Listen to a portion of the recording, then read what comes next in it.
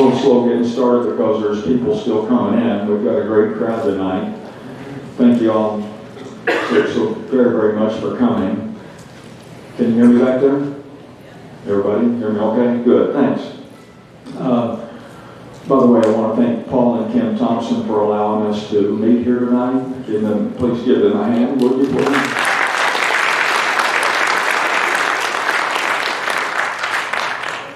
My wife, Kathy, and I serve as president of our Salt Fork Pachyderm Club. When I speak on behalf of our board of directors. Our board of directors meets on a monthly basis to determine topics and speakers for each month that we meet.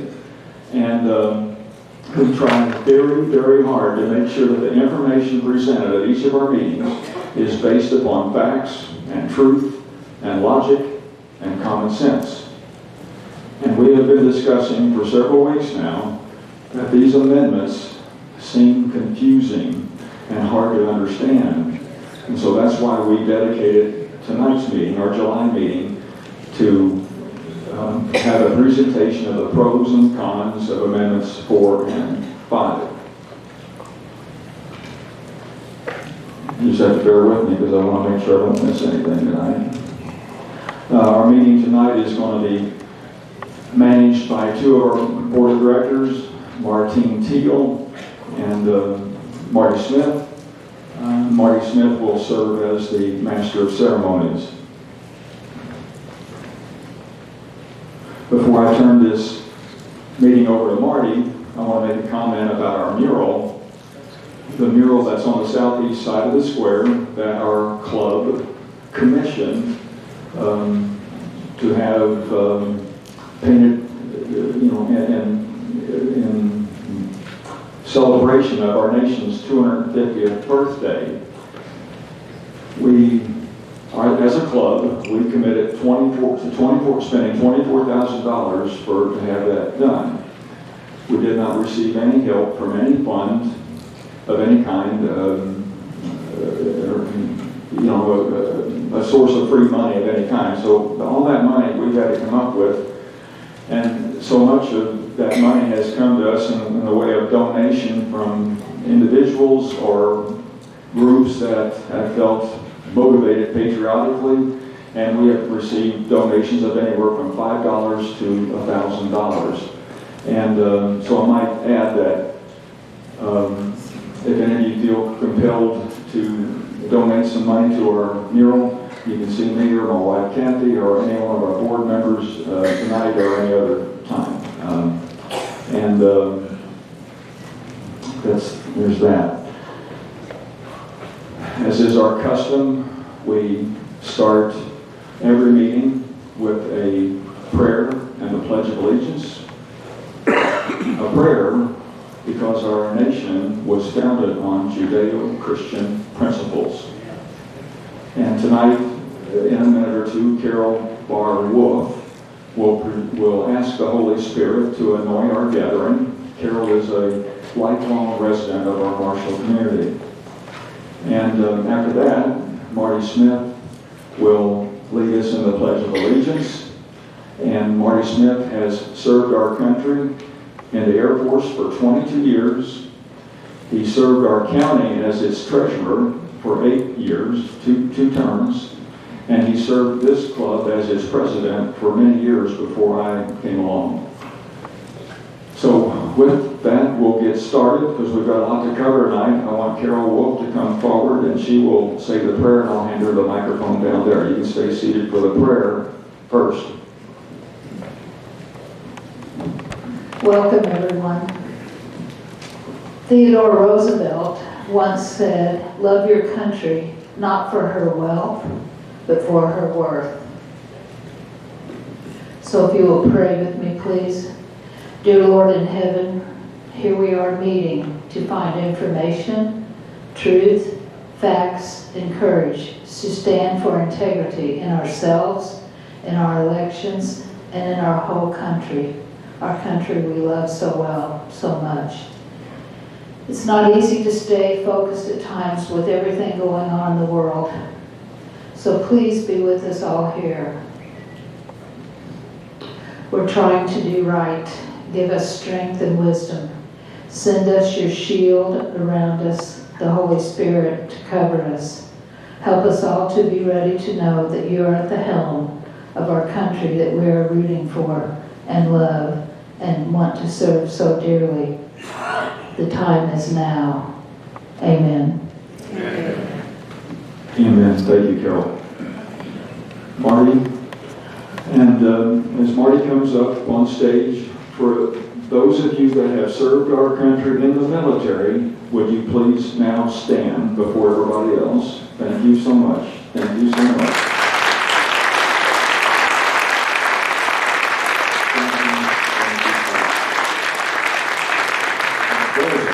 There's a bunch of you here tonight. Now, next to stand is anybody that is very closely related to somebody currently serving our country in the military. Would you please stand up? I've got a grandson that's now in the military. My son Jeremy and his wife Jody are here, the parents of our Noah, and it's just, I can't tell you how proud I am of Noah, and to feel like it makes me feel like part of you all now, and I'm grateful for that. Any first responders here? If you can stand now. Okay, the rest of you can now stand.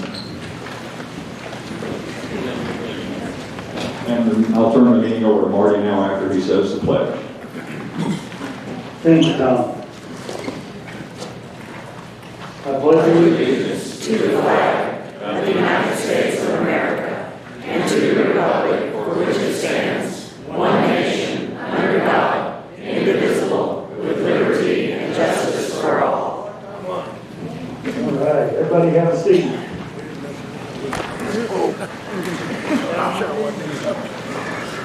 I have a couple announcements we'll get started with here first. You're on the way here so I can see the room. A good crowd here tonight. I'm so glad to see everybody.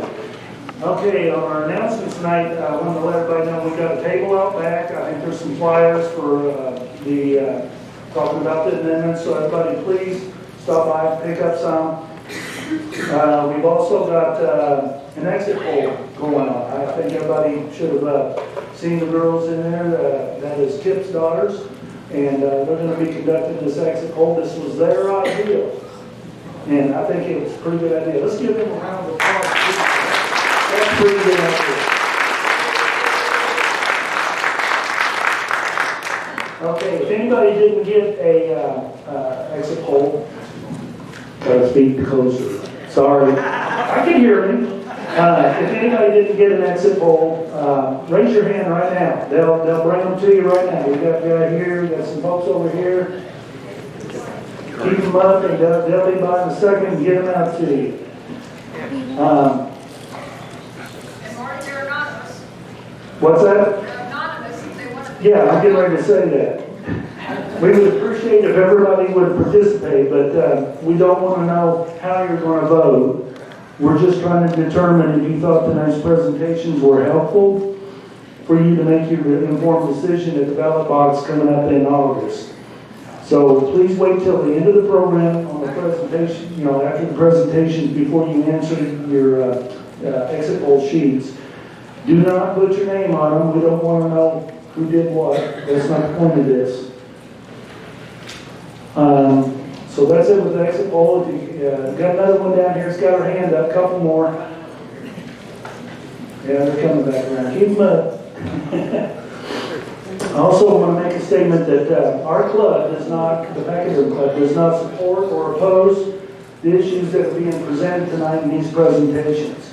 Our goal and part of our mission is to provide information and educate so that you can hopefully make an informed decision at the ballot box.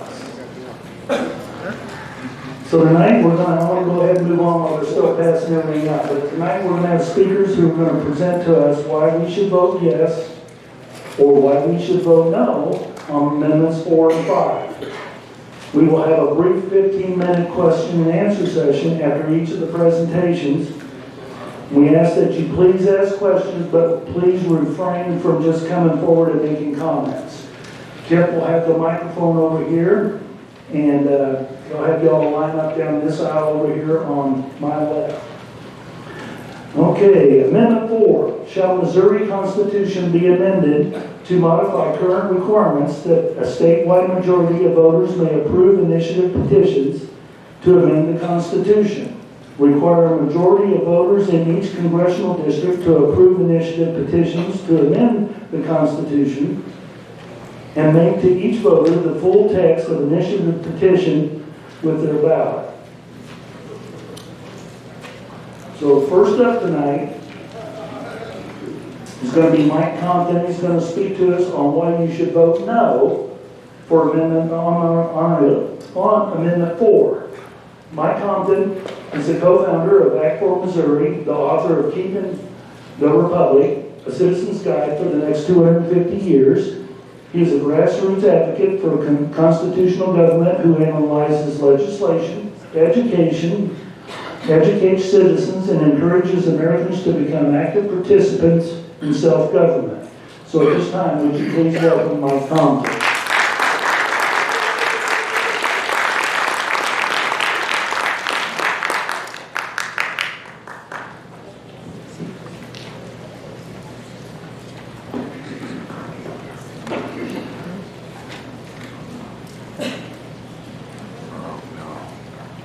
Give me just a second to get things set up.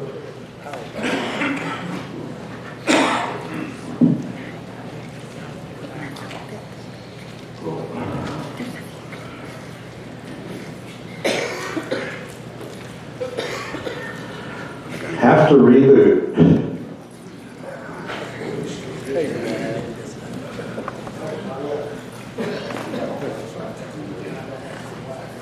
Better him than me.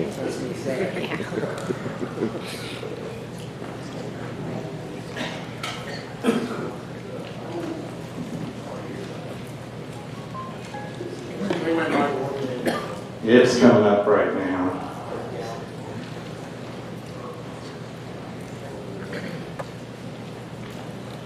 I might have to change that light.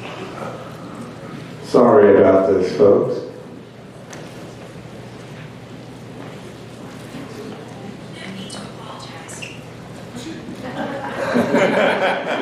You're on screen, Mike.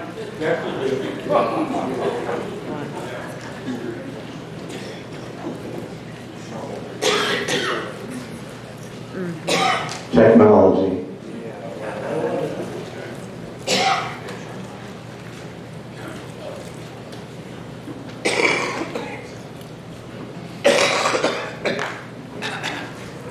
All right, good evening.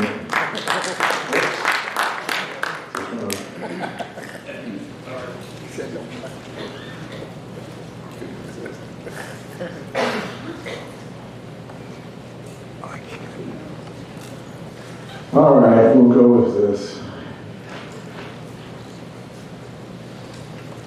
Here. There we go. All right, good evening, and thank you for allowing me to share with you tonight. Tonight we're going to hear about two amendments, Amendments 4 and 5. They do look different, but I'm going to try to make some connections between the two.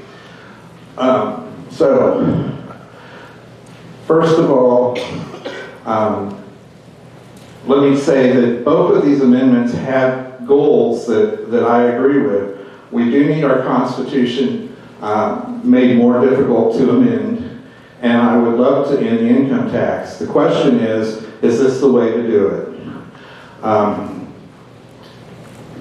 So, both of these amendments, we can get very deep in the woods, but the theme that I'm going to keep coming back to is the theme of trust, because that's really what both of these come down to. You're being asked to give up constitutional protections, constitutional rights, in exchange for the trust to the General Assembly to deliver on their end, and that's kind of what this all comes down to in the end. So the goals sound great, but is it worth giving up the power that we've been granted in our Constitution, some of it we put in there ourselves, for what they're offering us. And that's really what the question comes down to tonight. So, let me say this, voting no it can be principled rather than optimist. A yes vote on this, we are amending our Constitution, so voting yes on this is a big deal, and we need to make sure we're doing the right thing before we make a yes vote.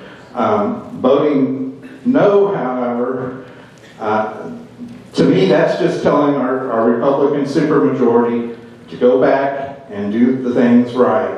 I'm going to cover some of the issues that I have with both of these amendments tonight. And of course, we're starting with Amendment 4.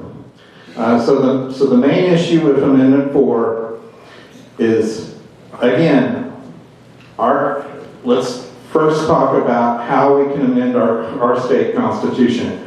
Currently, there's 3 ways we can do that. One is by a citizen-led initiative petition. That's what Amendment 4 is targeting here. So that's where the citizens go and they collect signatures. They have to get enough signatures in 6 of the 8 congressional districts and get the signatures checked out and get it put on the ballot. The second way that we can amend our Constitution is through the General Assembly. And that's how Amendment 4 got put on the ballot. In fact, all the amendments you're going to be voting on this August and November were put on by the General Assembly. And it works just like regular legislation does. It has to go through both chambers and get a simple majority in both chambers. If it does that, then it goes to the governor not to sign, but the governor decides which election that it'll go on. And so that's what's happened on those. The third way that we can amend our Constitution is by a constitutional convention.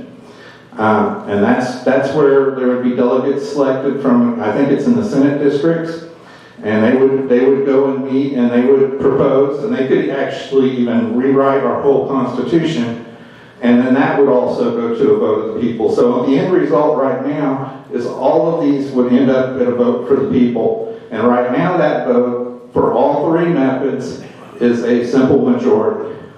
And I think we can all agree that's not a good idea for amending your Constitution. The problem with Amendment 4 is it only deals with one of those lanes, and that's the Citizens Initiative petition. So what they're asking for you to do is they're asking for you to change that. And what they want to change it to is also a problem. So they're not just making it harder, they're making it nearly impossible. So let me explain how it would work. So currently, right now, we have 8 congressional districts. If Amendment 4 passes, it would require a majority in all 8 of those congressional districts to put an amendment on our Constitution if it started from a citizens initiative. Now that does make it harder, but it makes it nearly impossible, and let me explain why. So let's say 7 of those districts vote 90% yes, but 1 district votes no. Under Amendment 4, it would fail. Now I've heard and seen a lot of comparisons that what Amendment 4 is trying to do is set up a system more like our electoral college. But if we wanted to have a fair assessment of it, what Amendment 4 would look like in the electoral college is having a candidate win all 50 states to be elected president. Again, the problem is it makes it too difficult. We should have the ability to override our General Assembly, and taking away that right is a big deal. Now, one of the issues that we've had with the way the initiative petitions have been working is that it's taken away the rural counties' voice, because the population centers in St. Louis and Kansas City and Columbia and Springfield, they can override the will of the rest of the state. And that is a problem, but Amendment 4 doesn't solve that, because Amendment 4, if there is a time where we need to make a change to the Constitution that our General Assembly just won't do, then one district is enough to veto it. So again, we would be at the mercy of Kansas City or St. Louis or any of the major ones. Really, any of them could be the veto. I think that's too far. So, and the reason is, yes, the amendment petition process has been abused, but we don't give up our rights because somebody abuses it. And I'll compare this to the Second Amendment. We don't give up and I think it's comparable to the Second Amendment, because I look at the IP initiative petition function as second only to the Second Amendment in our right to correct our government. If you have a General Assembly that refuses to respond to the needs of the people, and this especially comes up when you're asking them to change their power structure. They're not likely to want to vote to give up power on their own. And again, you don't know when this might come up, but if it does, you want to have that tool in your toolbox. So again, I think the only other option you have after that is your Second Amendment, because the Second Amendment was put in place to protect us against a tyrannical government. So again, we don't give up that right because it's been abused. And again, amendment petition process has been abused. But it's the same thing we can say with our gun rights. You know, if our gun rights have been abused, nobody in here would say, you know what, we just have to give them up because somebody just can't use them right.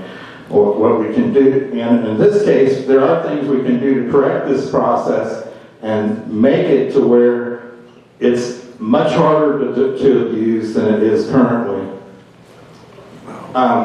Also, you'll hear John Locke invoked to say the answer is patience in elections, not initiatives.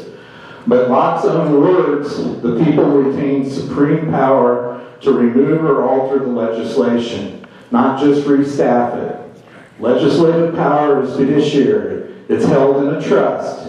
A trustee doesn't rewrite the trust to protect itself. Changing the legislature's makeup is very difficult, and it can take decades. If we have something that we need to get fixed, IP allows us to have a stopgap measure.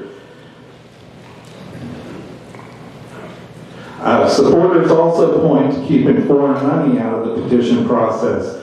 And we did pass some legislation recently, SB 152, that does just that. But in A4, there's a few things that concern me.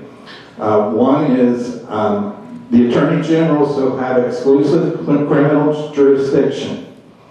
So this means that your local prosecutors they could only refer to the Attorney General for crimes of foreign money or for initiative petition signature fraud. The other thing is that the petition signature fraud itself currently is the maximum fine is $10,000, but under Amendment 4 it would drop to $1,000. So that's something we need to consider. And do we want the Attorney General to be the only officer that can prosecute this? Is it wise to have a partisan office? Because you know, right now, if you're Republican, you might feel very comfortable about that. But that office can change hands, and if that person has all the power to decide when and if to prosecute the foreign money or the signatures, I think we've got a problem on All right, and so you've probably seen some posts and stuff claiming that if you oppose Amendment 4, it means you're siding with the Democrats and the Socialists. I want you to set that aside for a minute and ask, does any of this sound conservative? Taking power from 115 locally elected prosecutors and consolidating it into one office. Cutting the penalty for petition fraud by 90%. And let's go back and talk about the Constitutional Convention path to changing our Constitution. Again, Amendment 4 does not address this at all, and this is truly a threat that when I realized what this was about, it got my attention because we've got all these leftists, and if the way the convention works, it would likely be a more of a 50-50 Republican-Democrat split. It's not based on like our supermajority and our districts. It's not a guarantee it'd be 50-50, but it would be much closer to 50-50 for sure. And whatever they would come out with, if we just have a majority vote to approve it, then again, St. Louis and Kansas City could be the ones that decide what our whole Constitution ends up being. I think that's something that we should be addressing. A4 does not address. And finally, giving the politicians an easier path than the people they represent. This is really one of the things that gives me the most heartburn, because they can still pass legislation to put an amendment on the ballot just like they do now, and that will only be a simple majority of the people. So again, Kansas City and St. Louis could end up deciding whatever amendments that they put on. And again, right now, we have a Republican supermajority, so maybe you can tell yourself, I don't need to worry about that, but things change. We've seen the parties shift before, and if we ever get to that point where they do get control, this would allow them to do all the things that we're being told to be afraid they're going to do, in an actually easier path for them at that point. And so I know there's an argument that it is much more difficult to move proposals through the legislature, and therefore that's why we should accept the vote of the people still being just a simple majority. But the history of this very legislation says that's not the case. So on Amendment 4, the legislation that became it was brought up during the second special session last September. It was filed on September the 3rd, and it made it all the way to the Secretary of State's office 9 days later on September 12th. And considering the magnitude of change that this amendment has, when it reached the Senate floor for its final debate and vote, it was PQ'd, meaning that the leadership cut off all debate. So there was no debating this on the Senate floor. So this amendment, all the things that I've talked about so far, none of it was able to be brought up on the Senate floor. And maybe somebody could have offered amendments to fix some of these things and make this a better bill, but they didn't want to do that. They were head set on, this is what it's going to be, and you're either going to take it or leave it. And that's a problem. And I can show you it had an actual bad result because of it, because there is a drafting error that is still in this amendment to this day. In section 54.4.2, it refers back to subsection 1 to get the rule that was violated. Subsection 1 is just the title of the amendment itself, of the legislation itself. What they were really intending to refer to was section 54.4.1, which does spell out how those are defined. So again, because they rushed this through, nobody caught this drafting error. And it is still in the legislation that's going to be the amendment that you're going to vote on next week. So, again, we're not against the idea of making the Constitution harder to amend. What we are saying, though, is that it should apply to all three paths. That's how we really protect our Constitution. And there have been lots of bills that have been discussed over the years. One that I think did probably the best of this was offered by Representative Kidd. I believe it was 2023 or 2022 in there. And what it did was it used the majority of the state house districts, not all 8 congressional districts. So again, we still had broad geographic consensus without a one district veto.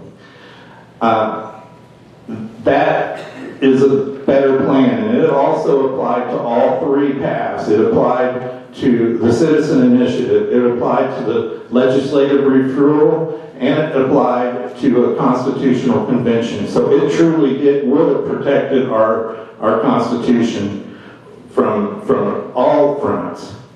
And again, that puts it where Missouri already does. Article 1, Section 1 says all power is vested in and derived from the people. So the legislature holds power on loan. It cannot make the people's own consent harder to express than its own.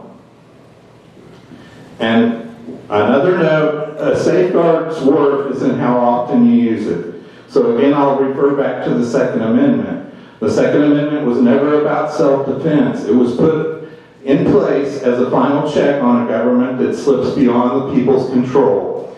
We keep it for that day we pray never comes.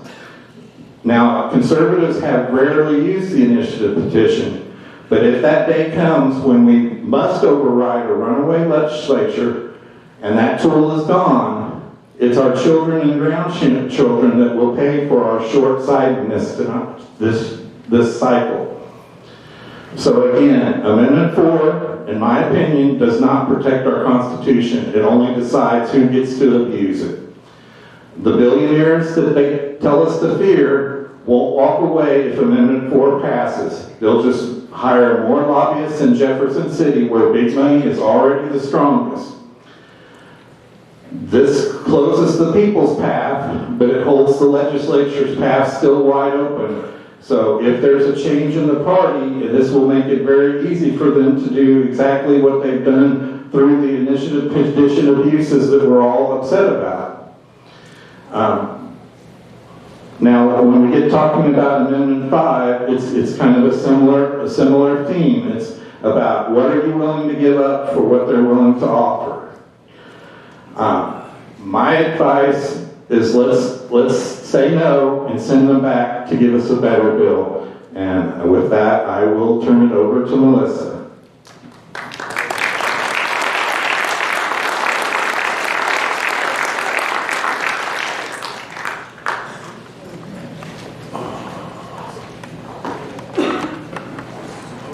Need some light on it. Thank you, Mike. Okay, up next, to speak on why we should vote yes on Amendment 4 is Melissa Thomas. Melissa is a lifelong Republican. Her first vote was for President Reagan, and Rush Limbaugh was always on her radio when she was growing up in her home. And RN by trade, she woke up with most Americans in 2020 when the deception of COVID and a stolen election rocked our world. She is the former chair of the Cass County Republican Central Committee, and she's vice president of the Republican Association of Central Committees of Missouri. And she's on the board of Freedom Principle. She travels the state trying to educate and encourage others to get engaged in their local, county, and state governments, as all it takes for evil to thrive is good people to do nothing.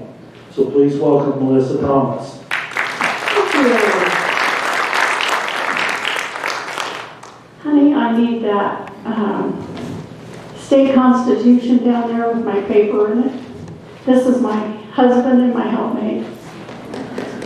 Thank you.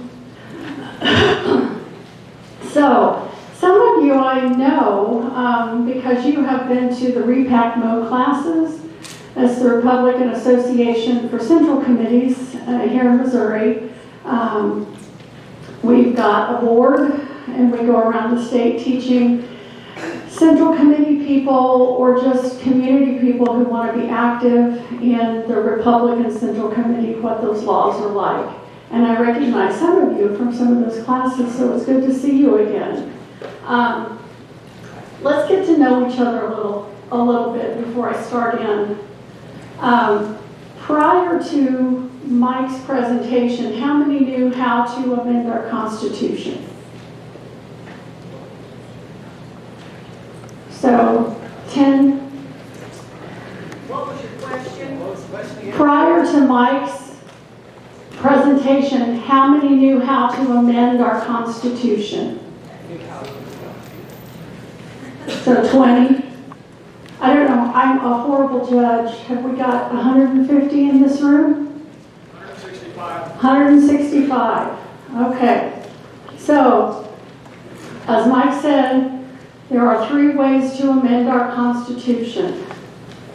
And just for visual, this is our U.S. Constitution. It's about 7,000 words. It's been around for 248 years with all the amendments. This is the Missouri State Constitution.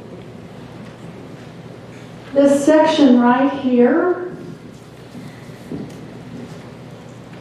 that I've got, that golf club clip, that's all about marijuana. It's 2 times the words as right here. So, I don't want to focus on fearing or not trusting our legislators. How many know, who is your senator? Who? Curtis Gregory. Like him, don't like him, trust him?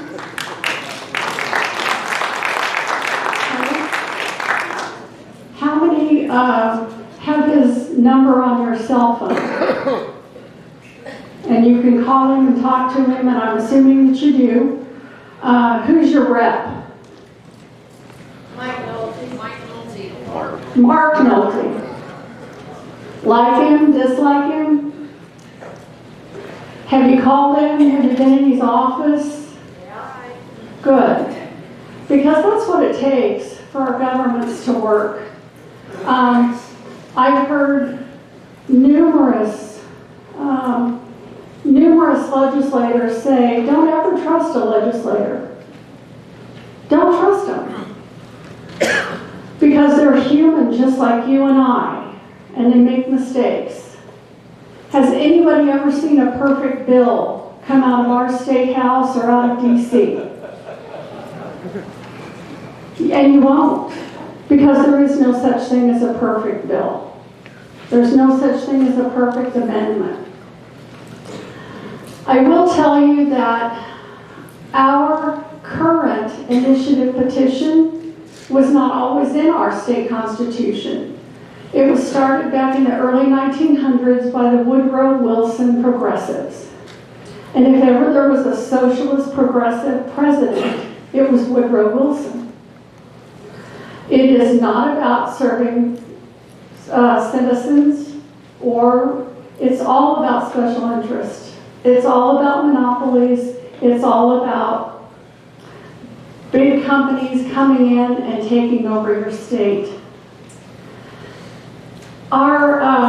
We have a representative, constitutional representative republic. It is not a democracy. And a republic is not a form of democracy, even though you've been told that by some people. A republic is completely different. And it should be very hard to change a constitution. This one has been changed 27 times in 248 years. 1778 was the last time it was changed. This one has been amended 126 times in the last 80 years, since 1945. And so, in my opinion, this is what Amendment 4 is about. And here it gives you just more comparisons of size. Missouri's Constitution is twice as long as the average state constitution. I think we're the third largest in the country. And it's because it's so easy to fix. The Citizens Initiative Petition, what we're talking about really isn't the Citizen Initiative Petition process, because that isn't changing. Amendment 4 doesn't change that. What is changing is how it's ratified. And if you guys have been involved in politics for any time at all, we have been begging our legislators, please change the ratification process, because it's too easy to change our Constitution. And as Mike said, at one point, they did talk about using House district versus congressional districts. But there's a lot of people at the State House who know a lot more about processes and polls, and they get into what voters will vote for and what voters won't vote for. And the House districts are a 60% or a 57%, those would never have passed. And so that's why those avenues weren't pursued when Amendment 4 was developed. But in the last 23 years, there have been over 313 citizen IPs submitted. 232 of them were constitutional amendments. Of the Republican citizen IP, 0 have made it to the ballot. The last Republican-led IP effort was in 1980, and that was the Hancock Amendment. However, the Democrat citizen IP attempts are quite successful. They've submitted 180, 23 were approved at the ballot, 14 were approved by the voters.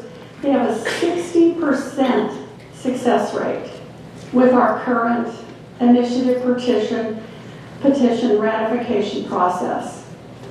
So once again, the process is still the same. How many in here has ever written a citizen initiative petition? How many votes does it take, or how many signatures does it take to get a citizen initiative petition submitted to the Secretary of State? Does anyone know? Like 100,000. 176,000.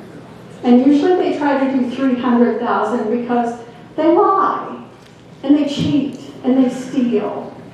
And so they try to get twice as many, so somebody will mess up at the Secretary of State's office, and somebody will be counted that really isn't, and so they always try to double that. How many have ever worked to get out the vote for an initiative petition process? And so my question is, if this is a right like the Second Amendment, and we haven't used that right in 40-some years, what are we really losing? And the Second Amendment is in the U.S. Constitution, and an initiative petition led by a progressive left could come into our state at any time and take away our Second Amendment rights through our state constitution.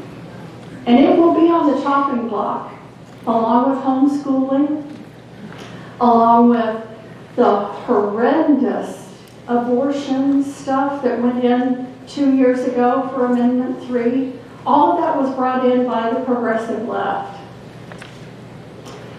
And Mike mentioned John Locke and his philosophy of republic versus mob rule. He believed that legitimate power came from the people, but it was expressed in a representative legislative body. And that's why the legislative initiative petitions are different, because those legislators are elected by us. They are our representatives. And good for you all who know who they are, and you have their cell phones, and you're engaged, and you can call them and say, hey, this is a piece of crap. We need to do better. Or, hey, I'd like us to work on this. John Roth was very skeptical toward heavy reliance on citizen initiatives because mostly they're driven by emotion and they're not a deliberative process. If you know, I'm old enough, and probably a lot of people remember Schoolhouse Rock. I'm only a bill sitting here on Capitol Hill, that kind of thing. So it's the same thing that happens at our State House. All of these initiative petitions go through rigorous review, goes through committees, goes to the House side, goes to the Senate side, and as Mike said, Amendment 4 did take a shorter process, but that's because citizens have been screaming for ratification reform for at least 6 years that I've been involved, and probably 10 years prior to that. So it was a priority that didn't get done during the typical legislative session, that when the governor called the special session, they wanted to put it in there and get it done. Here are some of the things that have come into our Constitution. And so you let me know if any of these sound Republican. In 2024, we've got abortion on demand. We've got online sports betting. In 2022, we've got recreational marijuana. 2020, we've got Medicaid expansion. 2018, we had Clean Missouri, that our legislators had to come in and clean up and do a cleaner Missouri and get rid of some of the crap that went in with Clean Missouri. In 2006, we had stem cell research. In 1998, we had riverboat casinos. In 94, we had the lottery.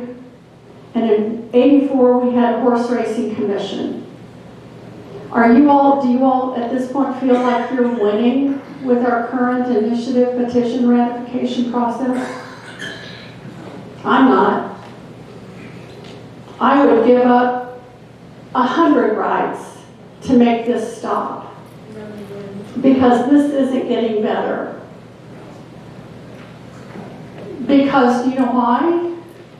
Because none of us write petitions. None of us go out and gather signatures. None of us put millions of dollars on TV ads to mislead. And it's because we're Republicans, we're conservatives, we're raising families, we've got jobs, we actually work for a living. We're not paid protesters, we're not paid agitators, we're not paid signature collectors. We go to church, we check on our neighbors, and that's what we do. But according to the way our initiative petitions are ratified now, we are losing, and we aren't going to win the way it is now. And the way, just because you vote yes on 4 now, doesn't mean that that's how it's going to be for the next 40 years. It can get better. We can make other changes. But in order to stop this, we have to vote yes now. Here are the things that conservatives have tried to do. We've tried to do personhood twice. We tried to ban abortion 3 times. We've worked on requiring paper ballots, photo ID, repealing the Missouri court plan, which is a whole nother talk. School choice, tax reforms, government reforms, banning affirmative action. Everything in yellow got done by our legislators because we're a representative republic and we work with our legislators even if we don't like them. You know, as Ronald Reagan said, the person who agrees with me 80% of the time is not my enemy. And so, my mother always told me that the road to hell was paved with good intentions. And that's what we have right here with Republicans. We got a lot of good intentions. but we don't make it happen. It does ban foreign funding. It requires public hearings. So this gathering that you have here, if an amendment comes, if A4 passes and an amendment comes up, a public hearing will be required. And I don't know all the details of that. I'm assuming some of the legislative authors will be here to answer questions. And you will have full ballot text. Remember when marijuana passed? We didn't have 40 pages of ballot language to read through before we voted on it. We had like 10 bullet points, and most of them were lies. And so Amendment 4 will require full ballot language, so hopefully we won't have stupid 40 pages of amendments coming into our Constitution. And it will criminalize signature fraud, and it will ensure statewide approval. With the foreign billionaires, I don't know that a lot of people know, but in 2024, with the Amendment 3 that brought in all the abortion and the transgendering and all that stuff, there was more than $10 million brought in by a Swiss billionaire. Now, why does a Swiss billionaire care if Missouri has abortion or transgendering? Any thoughts? I think it's because they're globalist. And they want the United States to be part of the World Economic Forum. They want us to be progressive. They want us to be socialist. And so they're going to spend money, and that's what they're doing. The blue states aren't having these troubles. It's all the red states.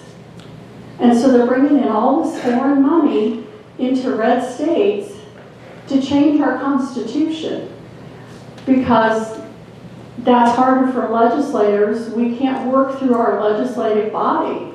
They bypass our legislative body, so they take our voice away using our current initiative petition process, because our voice is in the representatives that we elect. George Soros, he brought in $2 million to pass Prop A.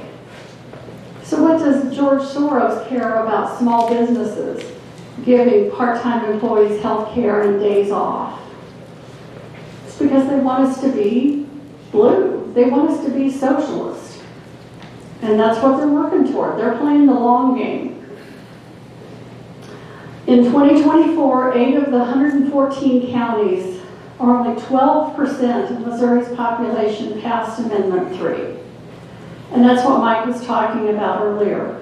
It is just 50% plus one of the voters that passed that is the current ratification process. This is what it looked like for marijuana. You can see it is Kansas City, Columbia, St. Louis. And I've heard that well, what if we want to do something good? So let's go back. What have we done good in 40-some years? What if we want to do something good? We work through our legislators. That's what we do. We don't let this wild stallion of a ratification process continue running roughshod to double the size of our state constitution, even more than it already is. So if we want to do something good, we go through our legislative body, because we're a representative republic. It will require 50% plus one of each congressional district. And yeah, St. Louis could say no to something good if we ever got it on the ballot. But more important, Saline County could say no to a bunch of bull crap that's been put on the ballot for the last 40-some years. That's the way to look at this. It's not, well, what if I want to do something good? It's, how do we stop more bad crap coming into our Constitution? So these are some of the ones voting no on Amendment 4. This is the Democratic Central Committee in Franklin and Gasconade. This is the League of Women Voters. We all know how wonderfully unbiased they are. You got the record up from Melissa, how much? Yeah. Here's Act for Missouri. They're no on everything. Here's the Democratic Party on Jefferson. Here's the NEA. And here is the Mid-Missouri Democratic Socialist Association. And so frankly, I'm a Republican. I don't agree with everything, but I agree with our platform, and I'm going to vote yes. And I hope that this has given you some food for thought as well.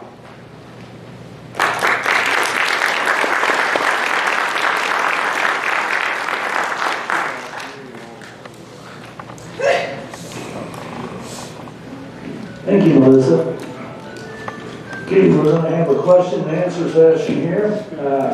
Kip's got the mic here. You can line up over here. You can ask your question of either of the presenters tonight. If you ask one, but don't address the other does get an opportunity to answer or vote in. So, are we ready? Bring 'em on. Melissa, you did not address an issue that disturbs me, and that is the Attorney General having exclusive jurisdiction on criminal prosecutions, and that gets rid of our power of our local attorney prosecutors. So what's your response to that?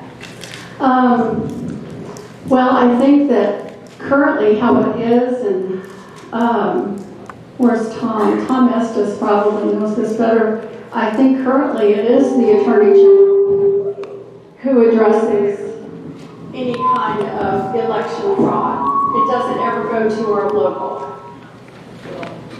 Mike? Yeah. My understanding is on the petition issue that is a change now. The law that we just passed on the foreign money,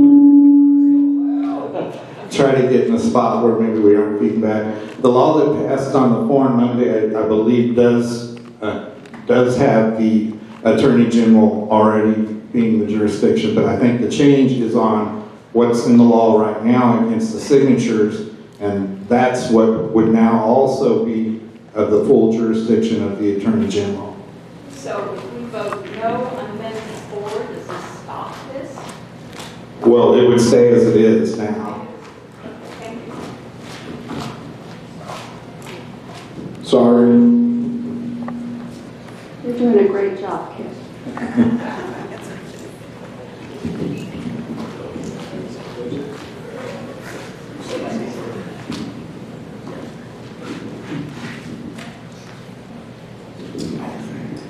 Bill J. Sharp here, Pettis County, running for state representative, by the way, in Pettis County.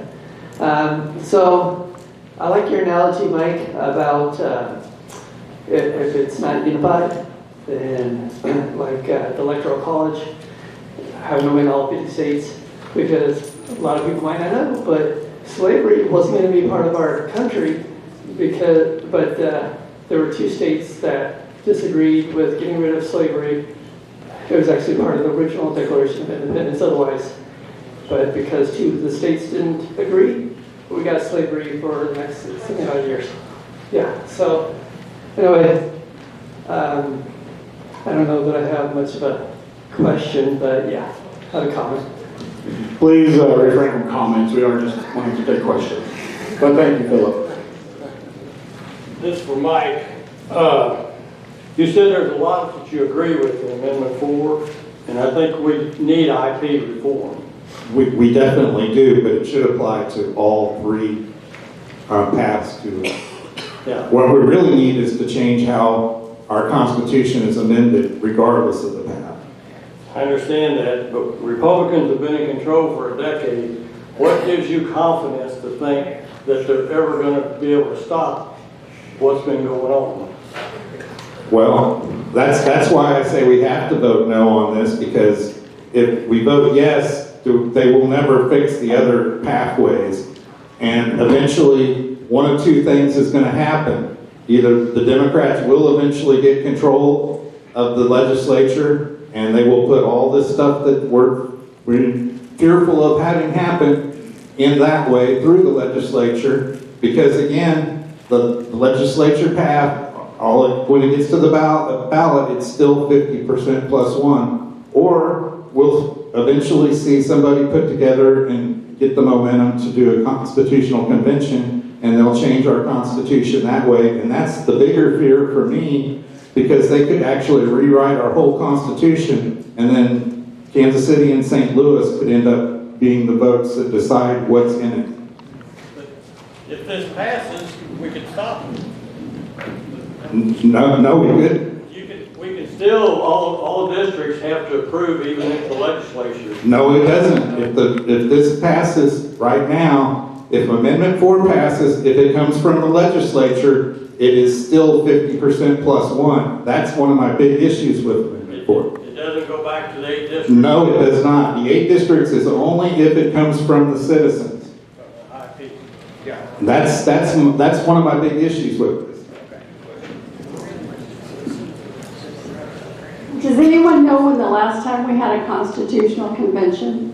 1945. 1945. So I do have trust in our legislatures. I work with them. Freedom Principle works with them. Boots on the ground. We are currently with the Missouri 82 Alliance. We are working to get 20 conservative Republicans elected. Every 2 years, the House turns over, and we've got 30 who are going to move out of the House August 4th. And so we are working actively to get good Republicans who are conservative in the House that can make a difference. And so if you don't like mob rule and you don't like the legislators, I'm not exactly sure what form of government you want. See, that's back to the false choices, though. The choice is not do nothing or do this. The choice is to stay on and force our legislatures to give us an amendment that... And how are you going to do that, Mike? Well, you're saying we can work with the legislatures? Yeah, we can. So we can't work with them to get a fair, real protection? Freedom Principles allowed in every office there in the State House. Yeah, and this is what we got. This is the result we got. And it's a good start. And we have probably the largest majority, supermajority we've had in the state, and probably ever will. And if this is the best we're going to get, then we're leaving those 2 paths wide open for the future. So, everybody's going to have to decide for themselves on what their level of trust is and what they think the right path is. But I'm decided that we need to block all 3 paths. And I would rather have it be all 8 districts for all 3 paths than have one district, than have it the way Amendment 4 is set up, where we can still have those other 2 paths wide open. All right, next question. Unless you have anything to say, please. No, that's fine. All right, my question is to you, is currently under our system now, we can have mob rule come in with 50% under Kansas City, St. Louis and stuff, and ban our guns under the rule now. Is that true? It is. That's for Melissa, Mike. Sorry. Oh, is it for me or? No, him. Oh, for me? Yeah. Sorry. So right now, any 3 paths are just, whatever of the 3 paths would happen to put an amendment on the ballot, it is just a simple majority to put it in our The answer Constitution. is yes. Yes, and that's my biggest fear is the way it is now. There's no protections. I'd like to see more protections to make it harder, like the United States, to change amendments.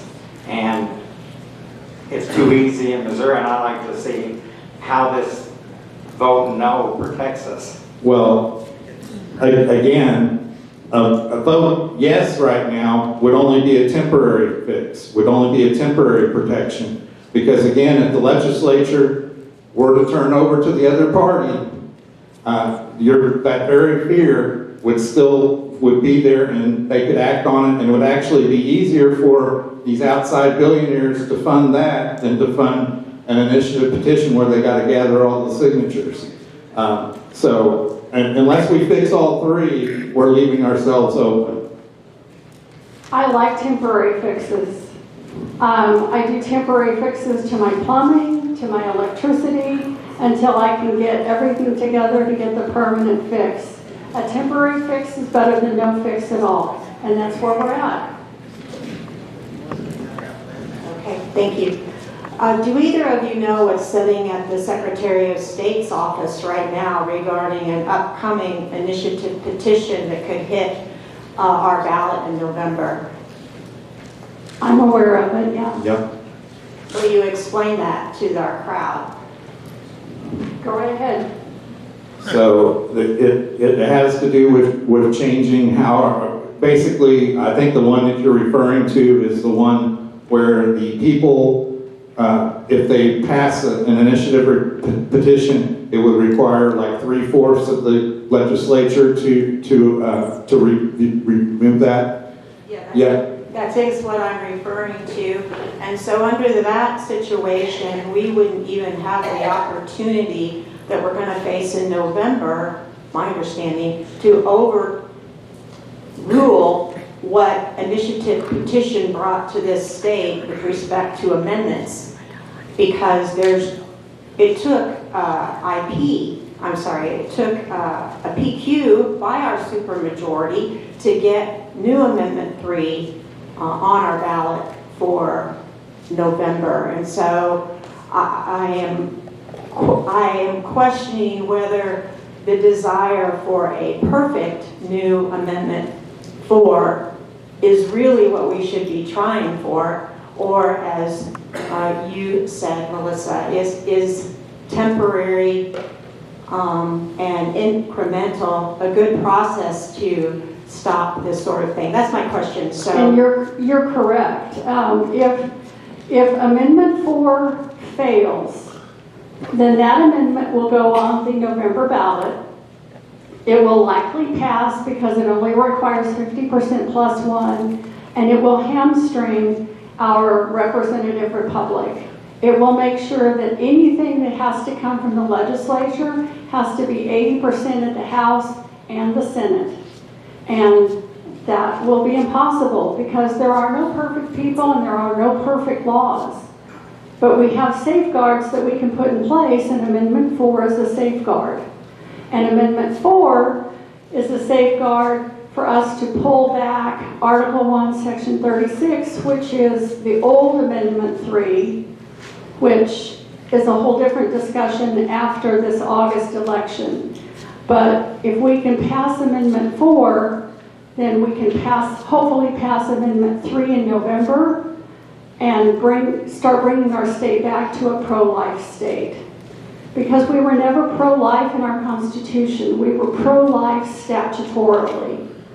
And when they put in 2024, when they put Amendment 3, that put the taxpayers paying for abortions, transgendering children, removed all the safety things for abortion, when it tied the hands of our legislatures, our legislative body can make no more laws that have anything to do with reproductive rights, because Amendment 3 in 2024 stopped that, and that is now Article 1, Section 36 of our Constitution. It's in the Bill of Rights. It's your right for your 14-year-old to go have an abortion without your consent. And so if we want to pull that back, we have to stop the assault on our Constitution through Amendment 4. I have one other question too. Mike's going to have a short rebuttal. Okay. Let me ask the crowd this. When they were proposing the marijuana amendment, did anybody see what our GOP was doing? Did anybody see our GOP running around the state like they are trying to pass Amendment 5? No. How about Amendment 3 last time?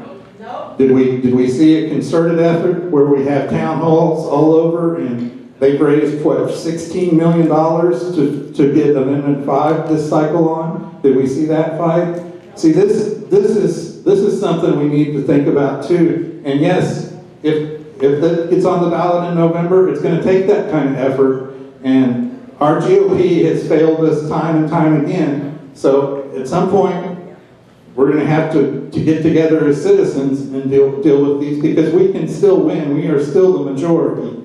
But let's not pretend that all of these bad things that she put up there, that our GOP put up a fight at all, because they didn't. I have a question about that. What was the law in the state before marijuana was passed, abortion was passed, and sports gambling was passed? Where did we stand before that? Those were all banned statutorily. Those were all laws that our legislators did. And I guess my question, if Republican isn't the battlefield that you want to fight on, what's your battlefield? Do you want to fight with the Democrats? Do you want to fight with the socialists? So if you don't trust the GOP, because to me this isn't a trust issue. As I said early on, don't trust legislators. Shoot, we don't even trust half of our pastors anymore. But you, as a citizen, have, because you were in a representative republic, you have the right to work with and talk with your representatives. And you have the right to work. And I don't know what Mike was doing in 2024, but I was out fighting against. I was no on Amendment 3. I was putting up signs all over the state. I was doing everything. So was Tom Estes with Protect Missouri Children. I was too. I was running. The GOP was fighting against that. But they started so late, because we had a Trump store, as many of you know, and we were trying to get signs. We called Missouri Protects. We called Missouri Right to Life.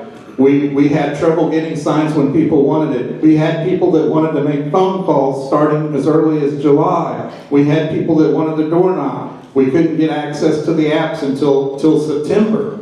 Now, we only lost that by less than 2%. So maybe if... But we lost.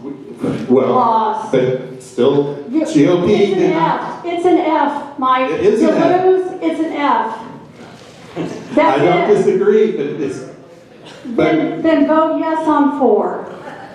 I mean, for Pete's sake, 2%, 20%, 50%, you lose, it's an F. We failed. Next question.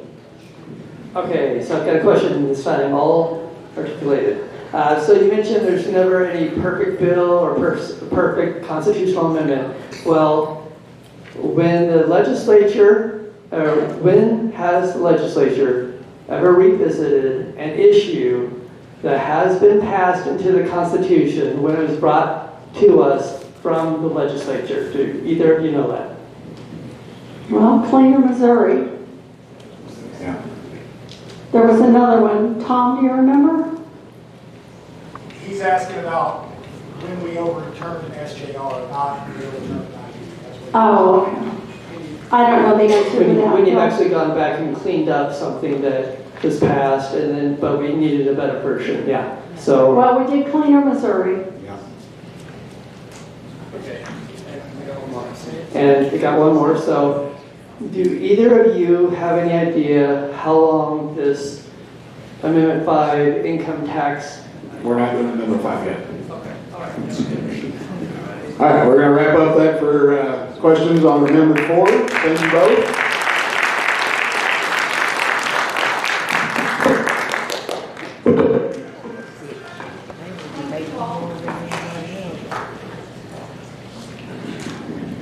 Thanks, Gary, Melissa. I appreciate it.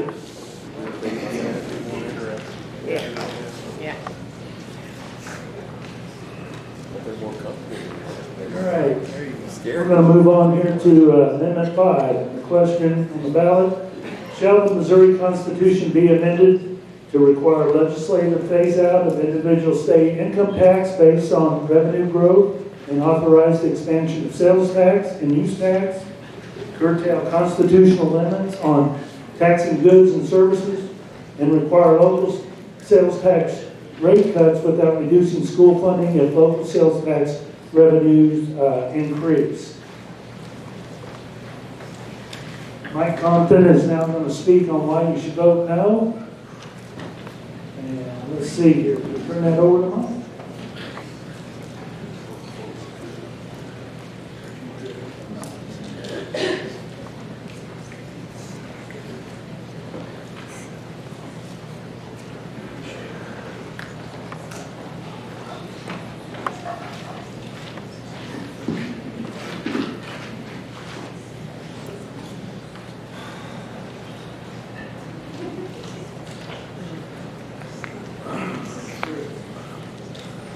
It's coming. All right.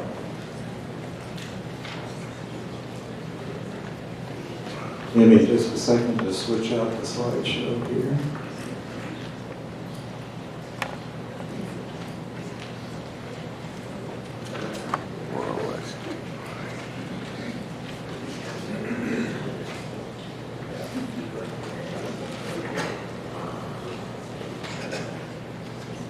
All right, so I got to do double duty today, so hopefully my voice will bear with me here. Amendment 4 asks you to hand over to the legislator the power that the Constitution gives you to the legislature. Amendment 5 asks you to surrender some constitutional protections. And again, I would love to remove the income tax. It all comes down to what we're actually doing. So first, Amendment 5 is not a tax cut. It is a tax swap. So we're replacing one bad tax for another. And again, a no vote, all that's saying is to tell the legislature to do a better job. And they can, see with Amendment 5, the thing is, they can lower the income tax, they can remove the income tax completely right now without doing anything in our Constitution. Now, again, this is a tax swap, not a tax cut. We're exchanging one tax for another. We're being asked to give up our protection against taxes on services in exchange for a reduction on income tax. You no doubt also heard, if you've been paying any attention to this, the term revenue neutral that's been used by those supporting this. Now, the first thing I want to tell you is when they say revenue neutral, what they mean is revenue neutral for the state. That means they expect the state to bring in approximately the same amount of revenue for taxes from the new taxes as they do from the old taxes. It doesn't mean that each one of you will pay the same amount of taxes if this passes. In fact, the truth is some people will pay less and some people will pay more. And we don't know the details about that because, again, this doesn't actually give us the plan. This is just a framework that we're approving them to be able to try.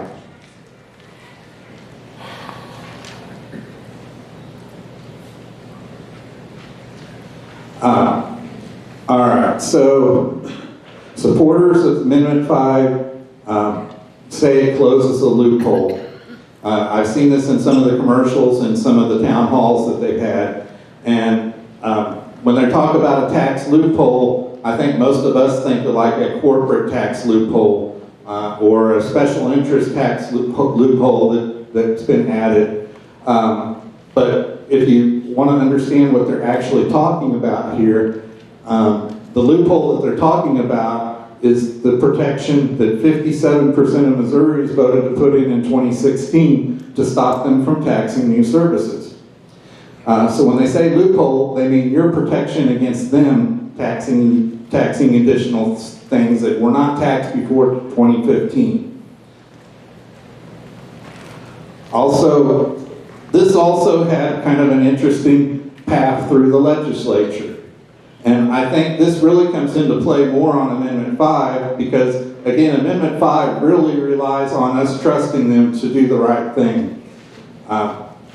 This amendment started in the House, as HJR 173 and 174.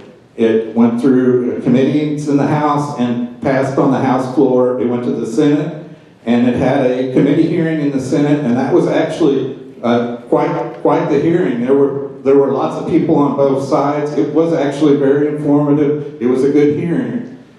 But the day that this amendment came to the Senate floor, it first was called up at about 6:30, I believe, that in the evening, and Senator Trent was the senator that was carrying it in the Senate side. And when it was first called, he asked for it to be laid over. And what that means is they put it back on the informal calendar and they move on to other business. And they did do that evening. They worked for another couple hours till I think it was about 8:30, 8:45, and then they recessed. What happened then, though, was about 10:30 or 10:45, they came back into session and they brought it off the informal calendar back to the floor. And again, this is at 10:30, 10:45 at night.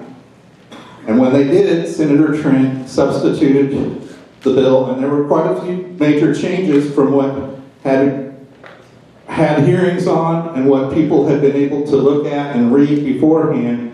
And the Senate passed it out that evening in about an hour and a half, 2 hours.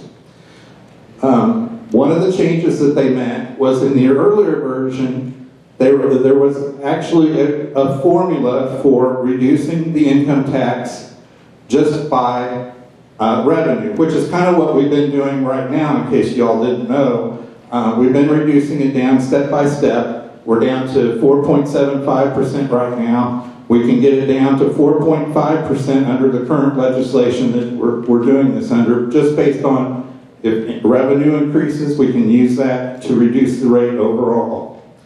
Now, in the version that was substituted out, though, they changed that. They removed that formula, and you can argue whether that formula was good or bad. I wasn't particularly happy with it, but at least it was a formula that we could look at and say, okay, this is how that part of this bill is going to work.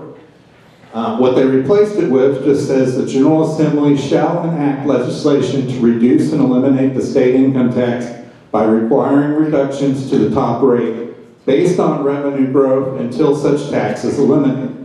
Now that does give the legislature a lot more flexibility because again, that will all be determined in future legislation, not in this bill. So that formula's gone. They could use a similar formula. They could do something completely different that would fit within that, again, that framework. So that's what we're looking at there. So this is probably the part that's caused the most political fire for the supporters of this. And I think you've heard people say that it's going to suspend the Hancock Amendment or worse. I'm going to try to be very specific about what it actually does. So I'm going to be talking about Section 18E, and I'll explain that more in a minute. But this version, what it does is that any new income so if they say we're going to start taxing services, any new income that comes in, it does say it has to be at some point applied to lowering the income tax. But the tell about how that's going to work, I think, comes from this section 18E. Now, for 5 years, that particular provision is suspended, and what that provision does is it provides for if the legislature raised taxes above this threshold, and I believe the threshold right now is around $150 million, that they would have to come back to you, the voters, to ask permission to do that. Now, if this was, you may be asking yourself about this, and we'll get to that in a second on what that means exactly. There's one other thing I want to point out before I get to that, though, and it also exempts for 5 years Article 4, 30B, C, and D. And so that is your road fund protections. So The way that works right now is that's kind of like a lockbox. So money that comes from the gas tax or vehicle taxes or our registration fees, it goes in that lockbox that's supposed to handle covering, repairing our roads and bridges and whatnot. So this would remove that protection for 5 years. Now, I'm not going to speculate why. I think you could ask 10 legislatures and you'd get 10 different answers why. But the point that I want to make to you is that it is in there for a reason, and we don't get to know that reason until they pass the legislation in the future that's going to actually enact the plan for making this swap. So now back to Section 18E.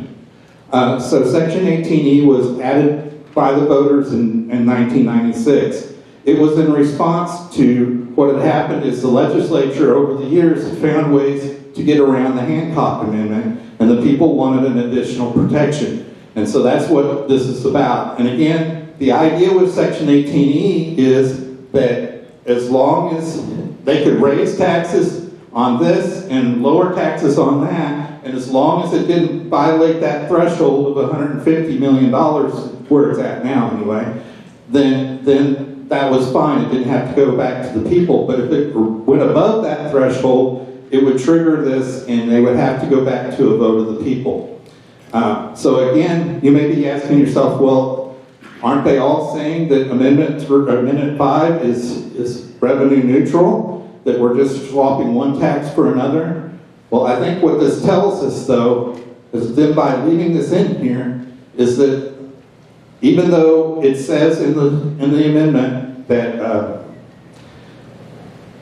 in any legislation that passes, anytime you want to raise taxes on services, you have to have in the same legislation, a reduction on the income tax. But what it doesn't say is that they have to happen at the same time. And I think that's why this amendment, 18E, has the suspension for 5 years. So let's talk about how this might play out. And in fact, I've heard others, and I think Denny Hoskins was on this very stage not too long ago and also speculated something very similar to what I'm going to lay out here tonight. And that's the fact that what will probably happen if Amendment 5 passes is that the next legislature that's going to be elected in November could start legislation then and say, we're going to start taxing services A, B, C, and D at whatever rate, and we're going to exempt these industries from that,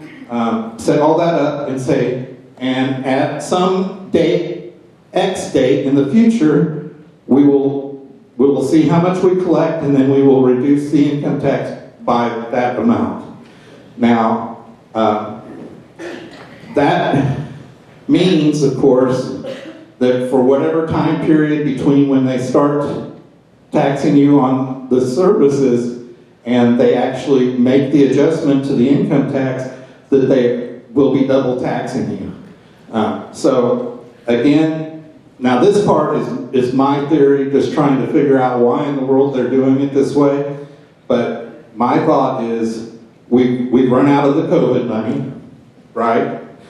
We have run through our reserve, or we're about to use up all of our reserve, and our budgets are still around $50 billion.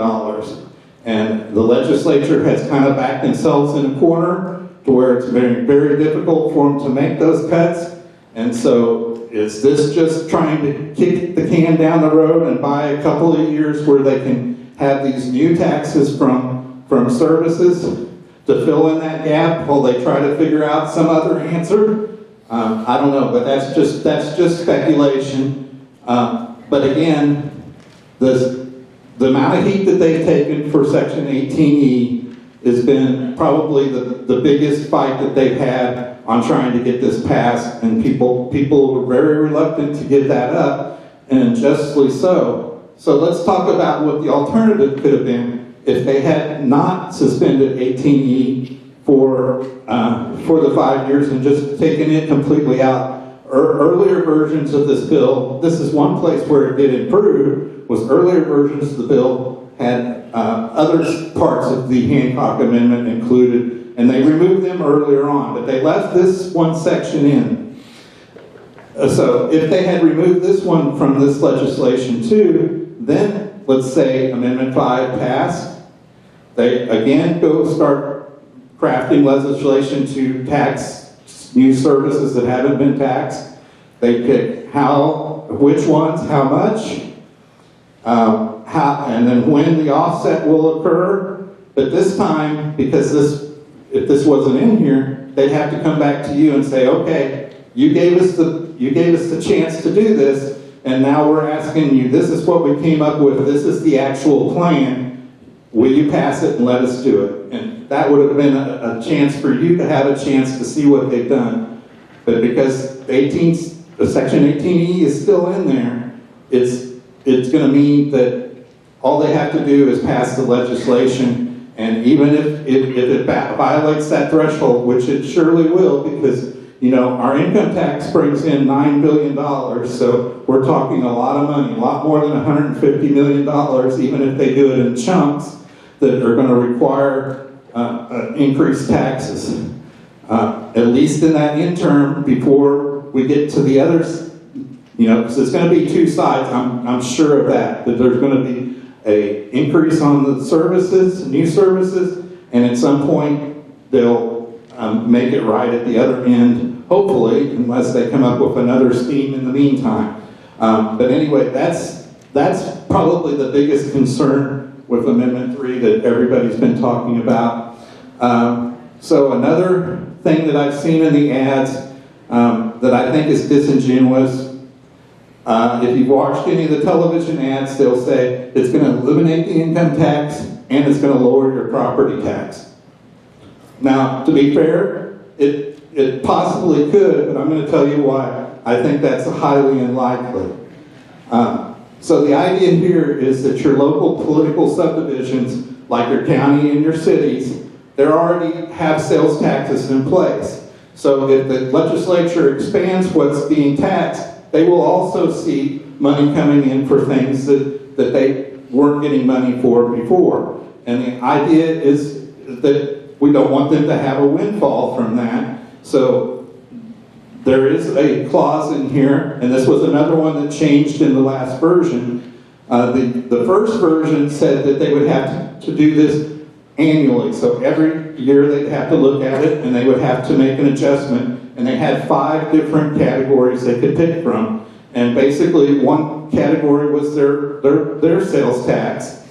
There were 3 that were related to property taxes, real property taxes and personal property taxes. And then the 5th one had to do with the earnings tax. So again, the only cities that would have that opportunity would be Kansas City and St. Louis. So the idea again is if they bring in more money because of the expanded sales tax, they have to reduce one of those. Well, for it to be property tax, it kind of gets wiped out in the very next section, because the very next section says that no adjustment may reduce school funding. So nothing that they do can harm or change the school funding. So school funding for most counties and school districts comes from your property taxes. So again, if I'm a county commissioner, I'm not going to touch that. Other things that are funded by property taxes are things like your ambulance, your fire, and your police, which again are hot button issues, and most of your counties and cities aren't going to want to touch those. So most likely what they would see is a reduction of their sales tax.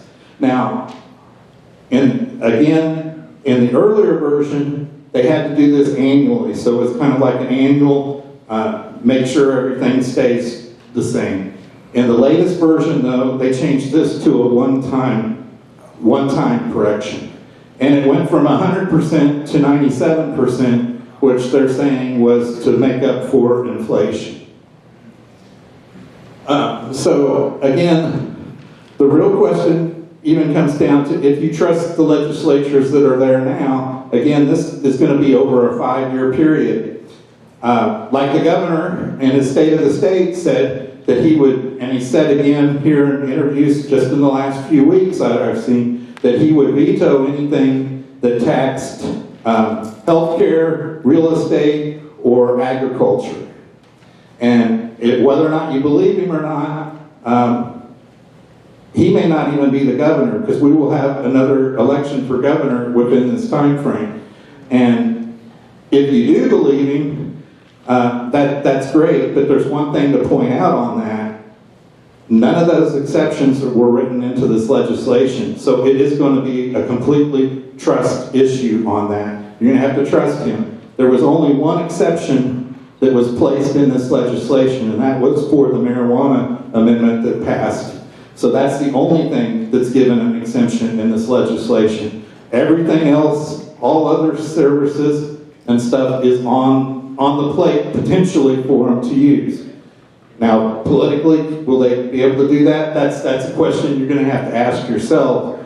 The other thing to consider is, as soon as this were to pass, the lobbyists are going to all be going door to door like they always do and saying how their service or product needs to be exempted from this. And so you're going to have, what you have to remember on that, the reason I'm bringing that up, because that is nothing new, Tom will tell you that, but the reason I'm bringing that up is for everything that they exempt, that means the overall rate's going to have to be higher if they want to replace the income tax where it's at now. Yeah.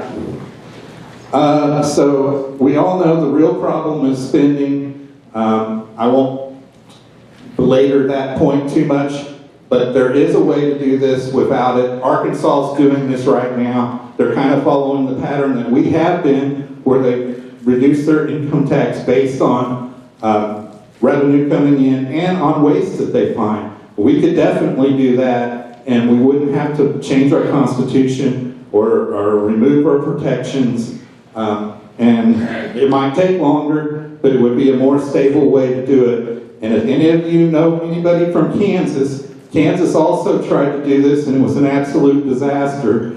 And I only bring that up because their plan was different than ours, but Grover Norquist and Art Lothar were two of the people that were pushing it in Kansas, and if you've seen around, they're also out pushing it here in Missouri. And so I think we need to really, again, when we put something in the Constitution, it is very hard to remove. And if Amendment 4 passes, we're going to have to completely rely on the legislature to fix this if it doesn't work out the way they think it will. And with that, I'll just say I'll be voting no on Amendment 5 because of that. And I want to say one more thing before I quit real quick. Don't make your decision on what you've heard here tonight. Use it for your own research. This decision is too big to take any person's word on this.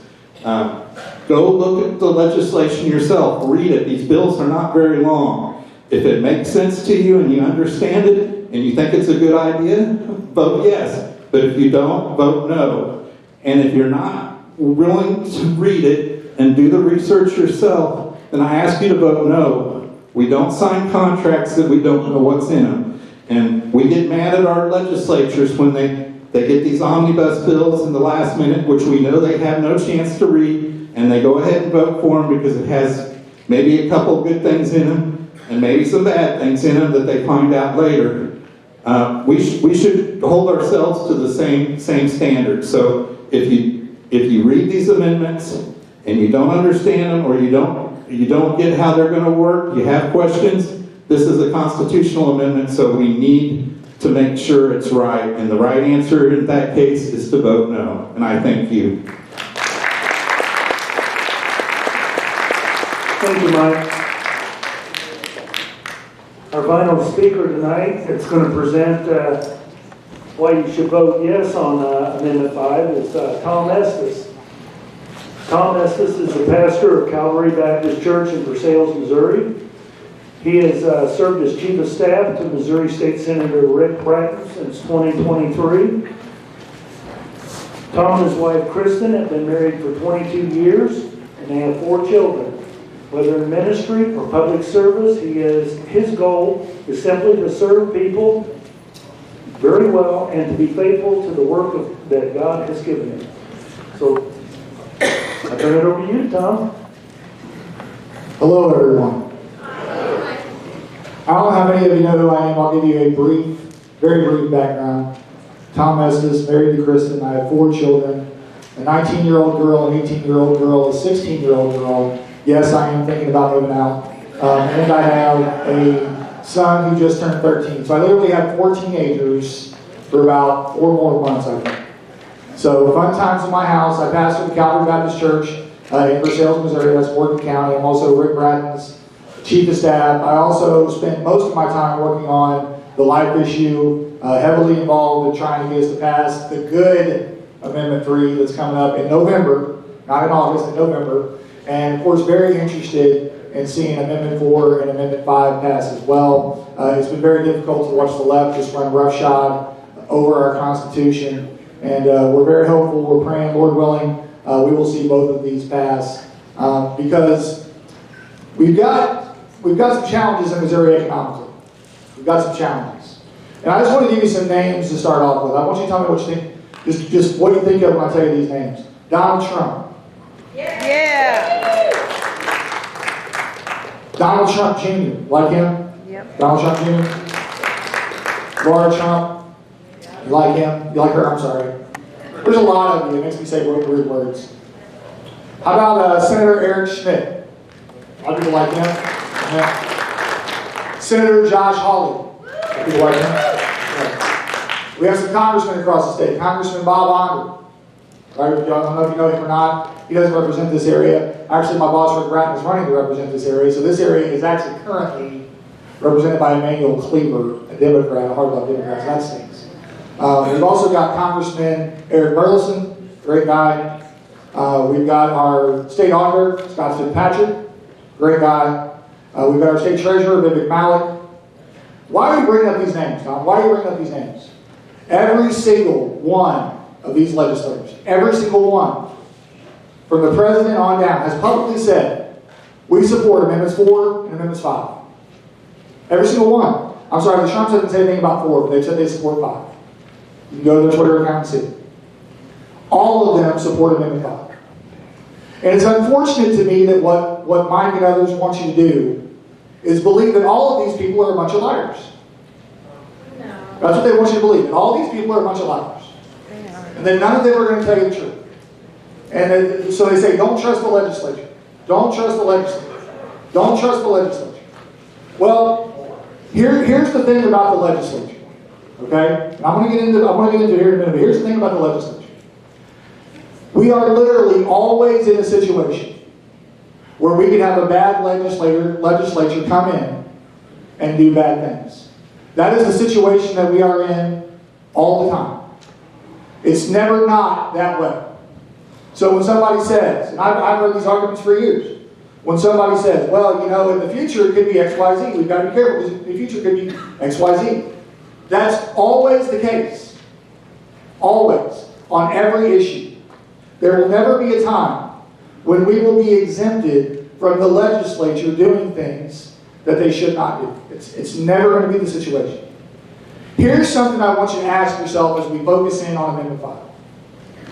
What kind of Missouri do we want to build? What kind of Missouri do we want to build? Here's the Missouri that I want. I've got 2 girls that are just out of high school. They're entering the workforce. They're entering what we call the real world. I want to build a Missouri where our children build their careers here, where they raise their families here, where they buy homes here, where they start businesses here. I would like for Missouri to become a destination instead of a stepping stone. It's amazing how many of our children, they live their life with one goal. How do I leave Missouri? You know, people have talked about the fact, I'm sure you've heard it. If we pass Amendment 5, we'll grow as a state. Our economy will grow. It's a nice thing to say, but why is it true? Well, as a business, what do you need if you want your business to grow and succeed? You need customers. In order to have customers that can help your business grow and succeed, you need customers with money. Well, if you come to a place like Missouri, after we pass Amendment 5 and we get rid of the income tax, you now are going to come to a state where the vast majority of the folks that work for a living and that are now keeping more of their income. What does that mean? That means they've got more money to spend at a restaurant, more money to spend on upgrading their home, more money to spend on whatever it may be that they want to spend their money on. And that will make Missouri an attractive state for businesses to come. We know this is true. We've seen it in Florida. People say, well, hey, Florida's got beaches, Florida's got this, Florida's got that. That's true. But you know what? Tennessee doesn't. And you know there's one state that's growing faster than Florida. You know what it is? Tennessee. When I think about how exciting it would be to have a state that's growing, to have a state that's thriving, to have a state that becomes a destination, we have the opportunity right in front of us. So what does Amendment 5 do in plain English? What does it do? It does about three things mainly. It gives the Missouri General Assembly the constitutional authority to eliminate the income tax. It then allows lawmakers to replace the income lost by the income tax by applying a sales tax to services that are not currently taxed. It also then requires local tax reductions to offset the increased local revenue resulting from those newly taxed services.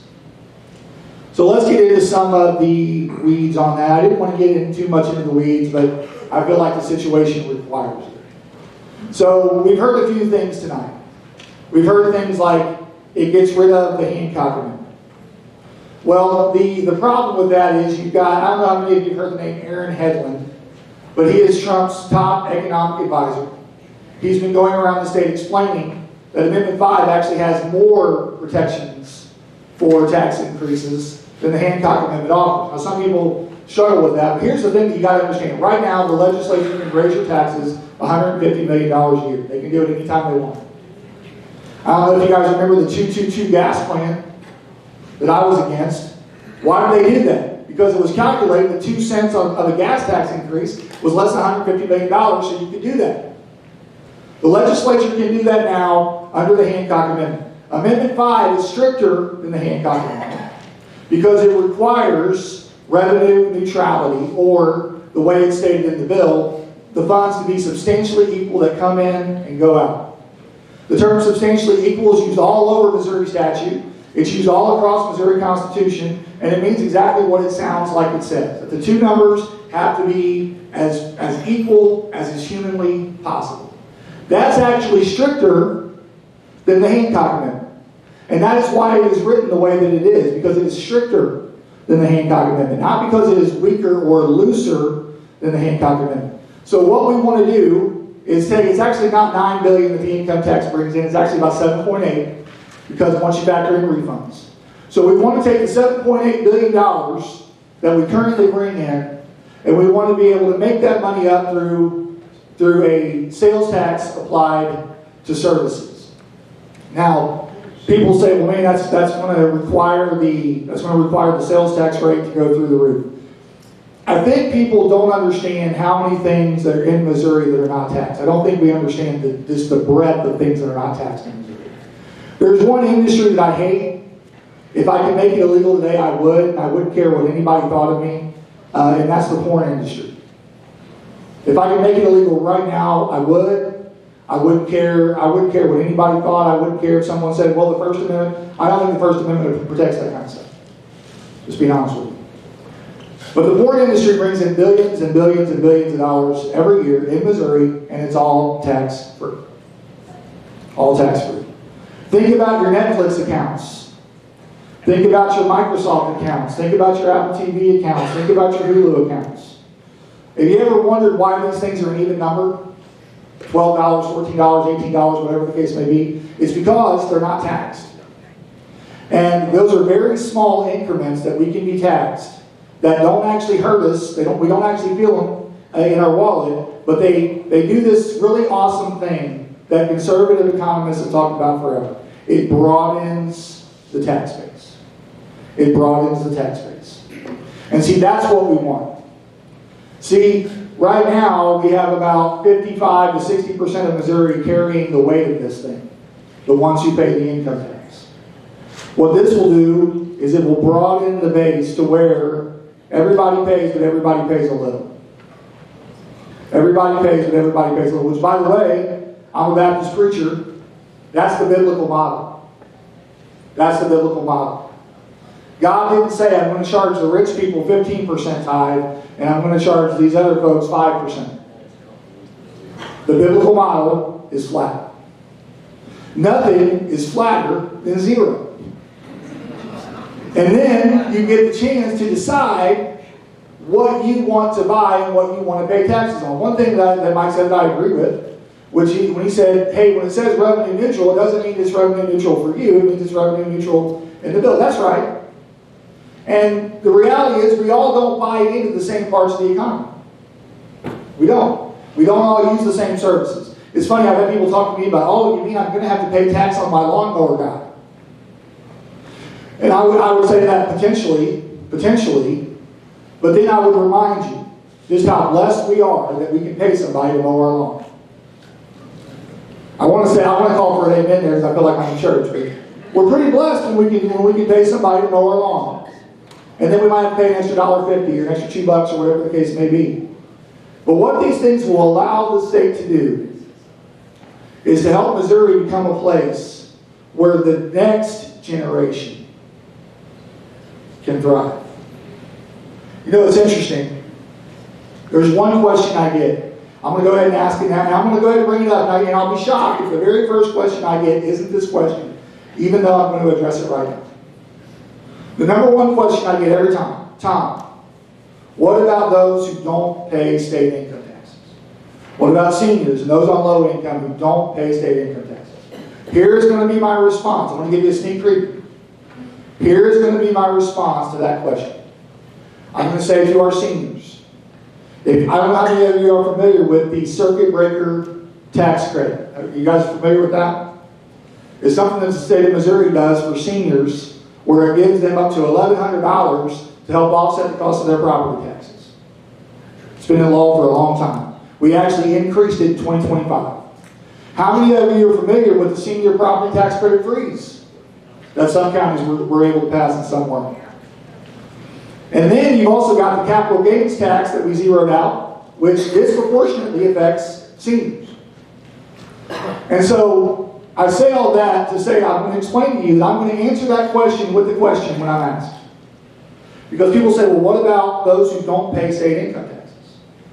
And my response is going to be, are you against everybody having the same tax benefit that you get?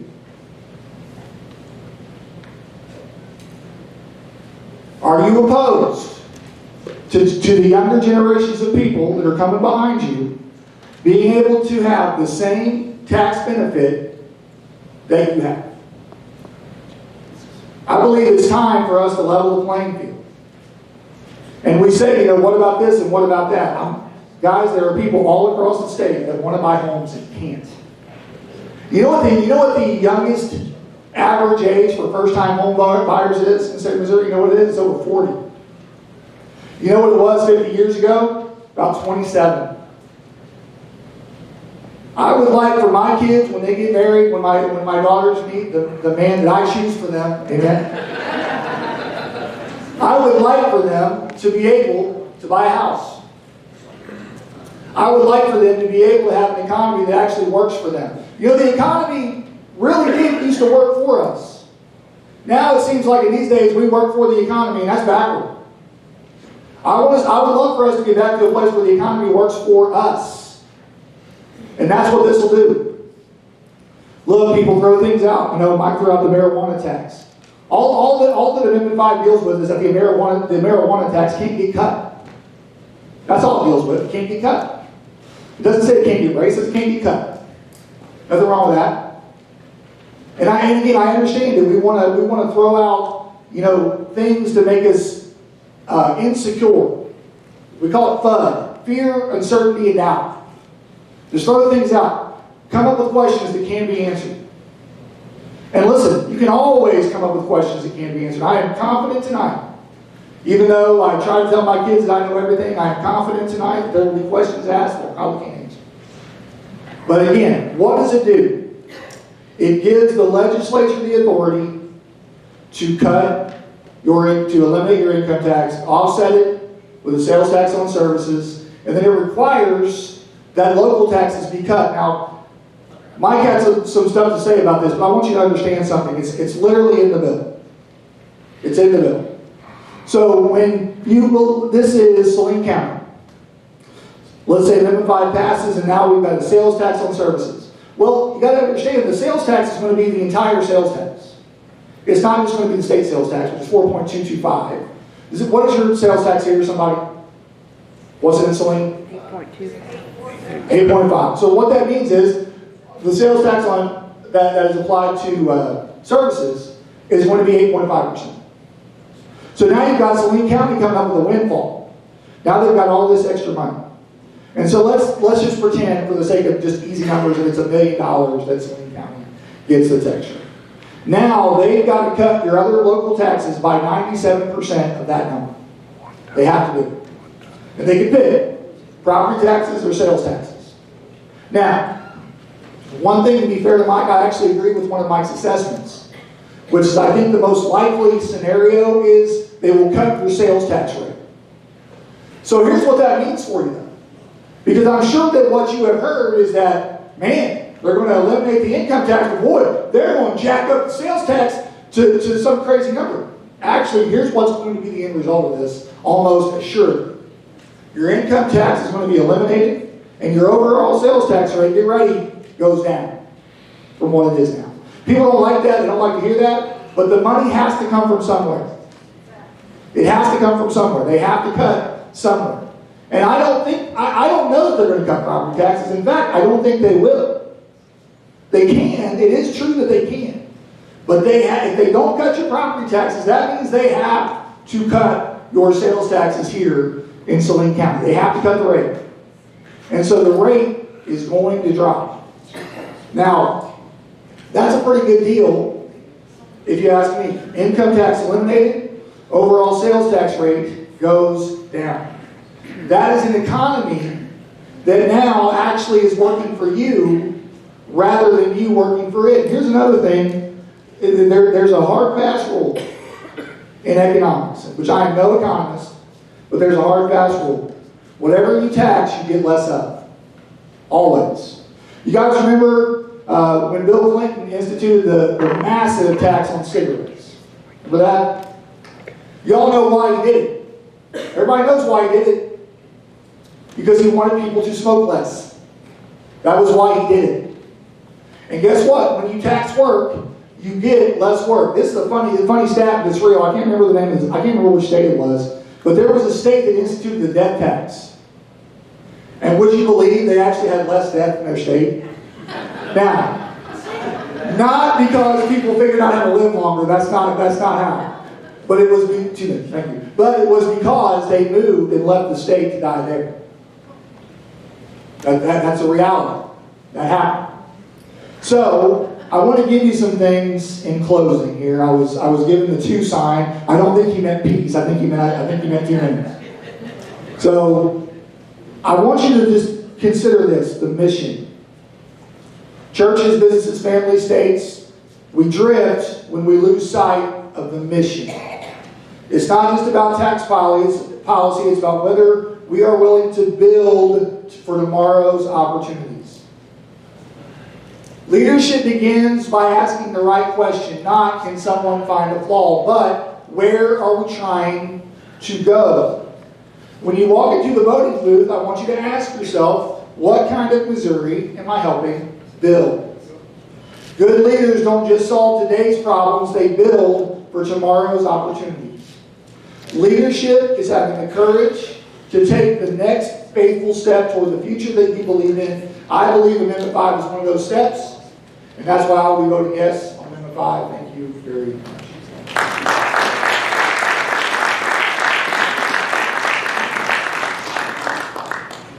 Thank you, Tom. Here comes Mike. All right, we're going to do about a 10 maybe 15-minute session. If we can get some question and answers. Once again, line up over here and questions only, please. Anyone? Oh, you need this mic? I'll share with you. Yeah, I'll share.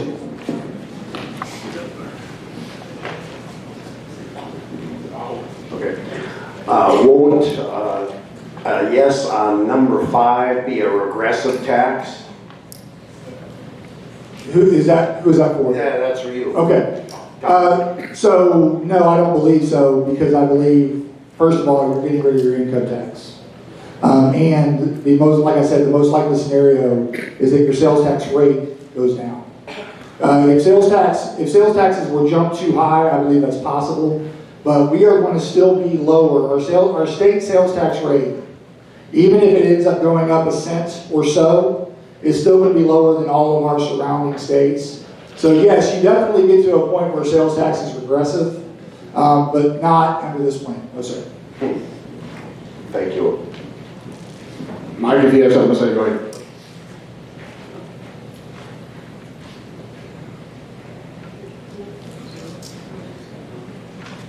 Any other questions?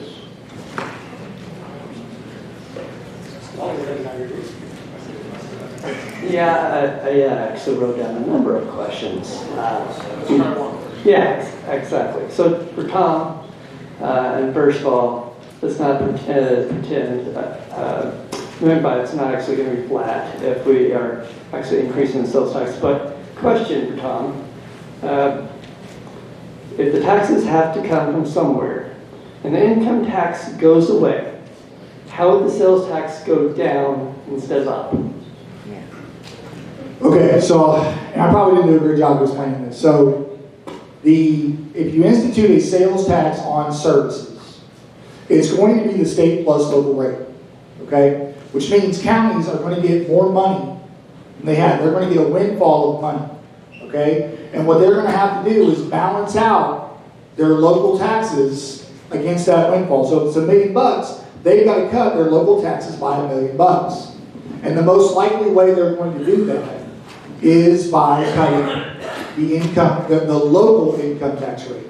So you'll have a state rate that might be 4.225, it might be 5% even, but the local tax rate is going to have to come down. So that brings the rate overall down. Where's the state get their money? Step on up. You heard my question. Where's the state Well, get their money? I can answer that if you want to give Mike a chance to answer. I'm sorry. Go ahead. Mike, if you want to choose. Well, what I'll say, that is true in a perfect scenario, but we also have to remember that any exceptions that are granted, so again, the lobbyists are going to come around and say, and we've already seen, I saw a video of the funeral directors lobby that came out and said, when this thing passed, they said, look, don't panic, we're going to lobby, we're going to make sure that funeral services are not applied to this new service tax. So you're going to see that for all the industries. And again, that doesn't mean they're all going to get them, but every time they get one, that's going to mean that the overall rate's going to have to go up. So yes, expanding the service will lower it, but the exemptions will bring it back up. And the question though is, we don't know what that's going to look like yet. And that's where it comes back to, you're going to have to either trust them to do the right thing, or you're going to have to tell them no. There is a third alternative though, and that's the alternative that I'll keep coming back to. Let's keep going on the path that we're going, lower the income tax, and if we want to speed that up, and right now I know it stops at 4.5, but we could extend that down like Arkansas has done. And if we want to speed that up, we could look at cutting spending. And think how much more competitive Missouri would be if we still didn't tax services that we don't tax now. And we had a very low income tax or no income tax at all eventually. And we had a budget that was under control. So Mike wants you to be concerned in both directions. He wants you to be concerned the governor's not going to keep his promise and exempt ag, healthcare, and real estate. By the way, real estate is constitutionally exempted, cannot be taxed. But he wants you to be concerned the governor's not going to keep his promise there, but then at the same time also be concerned that lobbyists are going to get too many exemptions. So you can't have it both ways. A lot of our local taxes are earmarked, our sales taxes are earmarked for a special use. So you're not going to be able to reduce that. So what are you going to be able to reduce locally? You're not reducing the revenue, you're reducing the rate. So again, when you put a sales tax on to services, okay, you've got all this revenue being generated that they're going to have to cut the rate to keep the revenue the same. So you're absolutely right. You're not going to cut any of the services, which is, by the way, why the bill is written the way it is. He says, why do we have to keep it revenue neutral? Well, it's because you guys don't want your school funding cut, right? You don't want the services that you have now cut. So none of that's going to be cut. It will lower the rate. The revenue will stay the same. The rate will get lower.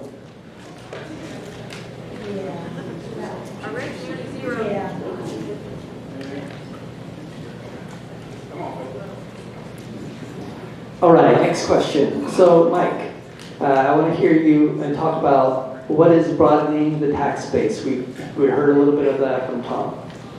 Well, that would be taxing anything that isn't taxed now, right? So I think he covered a lot of the items that we will be potentially taxing. It's gonna be any service. It could be like he talked about, your streaming services. It could also be when you have your transmission go out of your car. Now you're paying sales taxes on the parts, but you would also have to pay taxes on the service. You already paid on the parts. Yeah, I said we already paid on parts. I'm sorry, I apologize. But you would now pay on services. The same thing for if your air conditioning goes out or needs to be repaired. You're going to pay for that. You're going to pay taxes on those types of services too.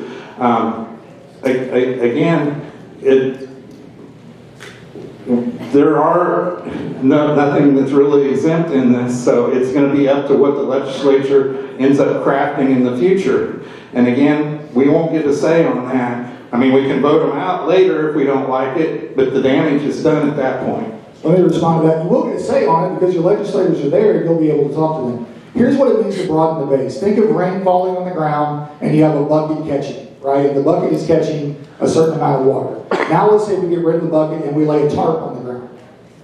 But we don't need more water, we need just the same amount of water that was in the bucket. You see, the tarp is going to catch the water, the same amount of water almost instantly because the base is broadened. So that's the idea. We want everybody to pay a little rather than some people paying a lot.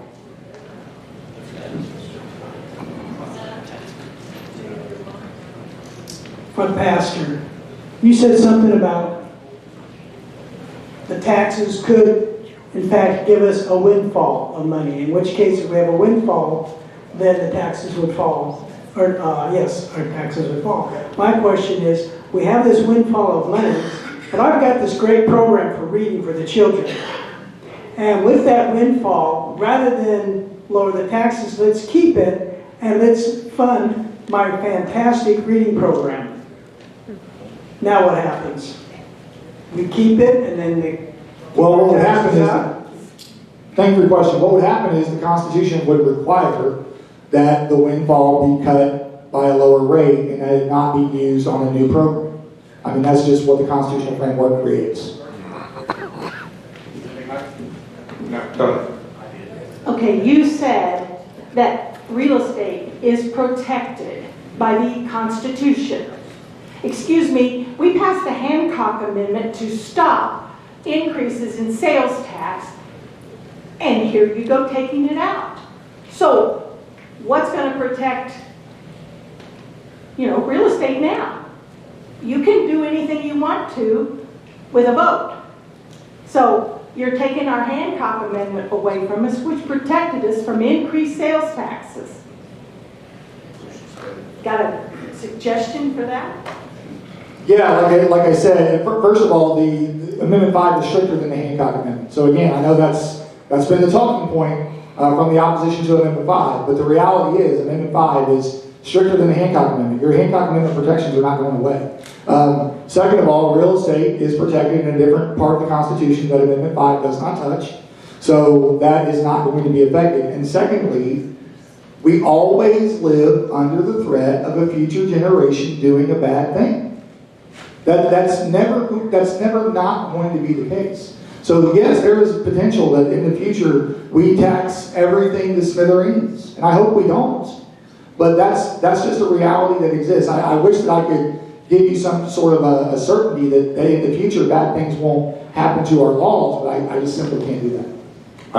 Section 18E will be suspended for 5 years, and that section says that if they violate that threshold on the overall tax income, they have to come back to you. Now ask yourself, does suspending that make that stronger? There's no way you can say that makes that stronger. And second, if they didn't need it, they would have left it, they would have taken it out, because that is the one place where they're getting the most heat on this. Now, Trump's economist says Trump's chief economist, Aaron Hedlund, says the Hancock Amendment is not suspended. So that's just a question of who you want to believe. well, technically, the Hancock Amendment is not, and notice that I didn't say the Hancock Amendment, I said Section 18E, and it definitely is, and if you want to come up afterwards, I'll show you in the legislation where it says that new income from this will not be, the income from the new sales taxes will not be counted as new income, which would trigger it. So you agree the Hancock Amendment is not suspended? The Hancock Amendment, the traditional Hancock Amendment is not suspended. We agree, people coming together, isn't that wonderful? Yes. We'll do 2 more questions. Okay, so Tom, why are the specific sales taxes that are going to be taxed not in this amendment? Well, it's a constitutional amendment. There was a lot of debate about putting things in, like the exemptions, for instance. There was a lot of debate about putting in the real estate, healthcare, and ag, which I honestly would have rather it been in there, to be perfectly honest with you. But there was debate, and they said, well, it's a constitutional amendment, we'll be better off if we just provide the framework, and then the legislature will come back and pass the bill. That was just a decision. But again, I don't know how many of you remember how scandalous it was when George H.W. Bush ran for president, and he said, remember those famous words, read my lips, no new taxes. What he did, he raised taxes, and guess what happened? He lost his next election. So the idea that you're not going to be able to trust the governor when he says we're not doing real estate, healthcare, or ag, that would be the end of his career if he signed a bill that had that in there. And by the way, none of the legislature is going to tax any of those things either. None of these guys are going to do that. Again, there's also the possibility that he won't be governor through this whole 5 years. So, I mean, you're taking that chance. And again, it comes, like I said from the very beginning, this comes down to a lot about how much you trust them to do this the right way. So you think a different Republican would potentially tax those things? I'm just asking. Another Republican? I don't know, but another Democrat would. Yeah, I think it's unlikely the Democrat's going to be able to win the governorship anyway. But I understand the Democrat would do it. We agree on that. My question is for Tom. So a lot of people on the opposing side of this have said that it could potentially really impact rural schools. I'm just wondering how, I guess, how could you explain that? Yeah, it's written verbatim in this amendment that school funding cannot be affected. Cannot be affected. It's written in the bill. So it requires no one's trust. What about property tax?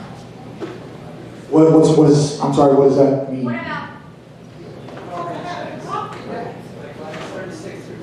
Yeah. School funding can't be affected. So like your property taxes, we all get our property tax bill that we love so much. It's not 100% school funding. Right? It's not 100% school funding. So you could, I agree with mine. I don't really expect any local taxing jurisdiction to cut your property taxes. We agree on that. But can they not affect school funding? Absolutely. I look at my property tax bill, only a portion of it goes to the Tipton School District. All right, Elijah, one more question. Well, basically, you're talking about services, you're talking about labor. You're talking about labor when you mean services. So any type of labor that somebody does, they're going to have to pay taxes, and they're going to have to charge a customer that. So in the long run, everybody's actually paying more tax. instead of just on the product they're buying, they're paying for all labor that's done. Car repairs, mowing lawns, cutting hair, all labor that is done will be taxed. So you'll be paying more tax in the long run. Well, again, when you say more tax, in order for that to be true, more has to be coming out of your pocket then than now. Right? So that's the only way that's true. So if my income tax gets eliminated, and I'm saving, depending on a person's income, $2,000, $3,000, $4,000, and by the way, the estimates that we've seen on the Amendment 5 advertisements are only for people making about 60 grand. It's not people making more. So those people are paying about $3,000 a year in income taxes. So I don't think there is a scenario in which someone is going to buy so many services that they're paying more out of pocket than they would with the income tax. And I'll just say this, one of the reasons why people are not as angry about the income tax as they ought to be is because of your relationship to it. If you cut a check for your income tax, you'd be just as mad about that as you are property taxes. Property taxes make us angry because we have to write the check. Income taxes we never see. But the reality is, if you're making 40 grand, 45 grand, you're paying income taxes, which means you're going to save money on this. I mean, there's just no way you would. I would agree that if you had to cut a check for your income tax, you'd be madder about it, but you do know what that amount is. And I would also argue that if there was a possible way that they could do the same thing with sales tax, where you had to write a check for it one time per year for all your sales tax for the whole year, you would be shocked at how much that ends up being. And if you have a transmission go out, you have an air conditioner go out, families right now are struggling, and having that additional tax is going to be a huge burden on them. So that's one thing to consider there as well.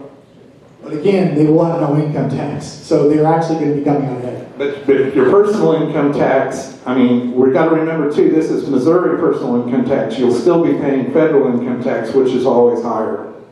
We can't do anything about the federal income tax.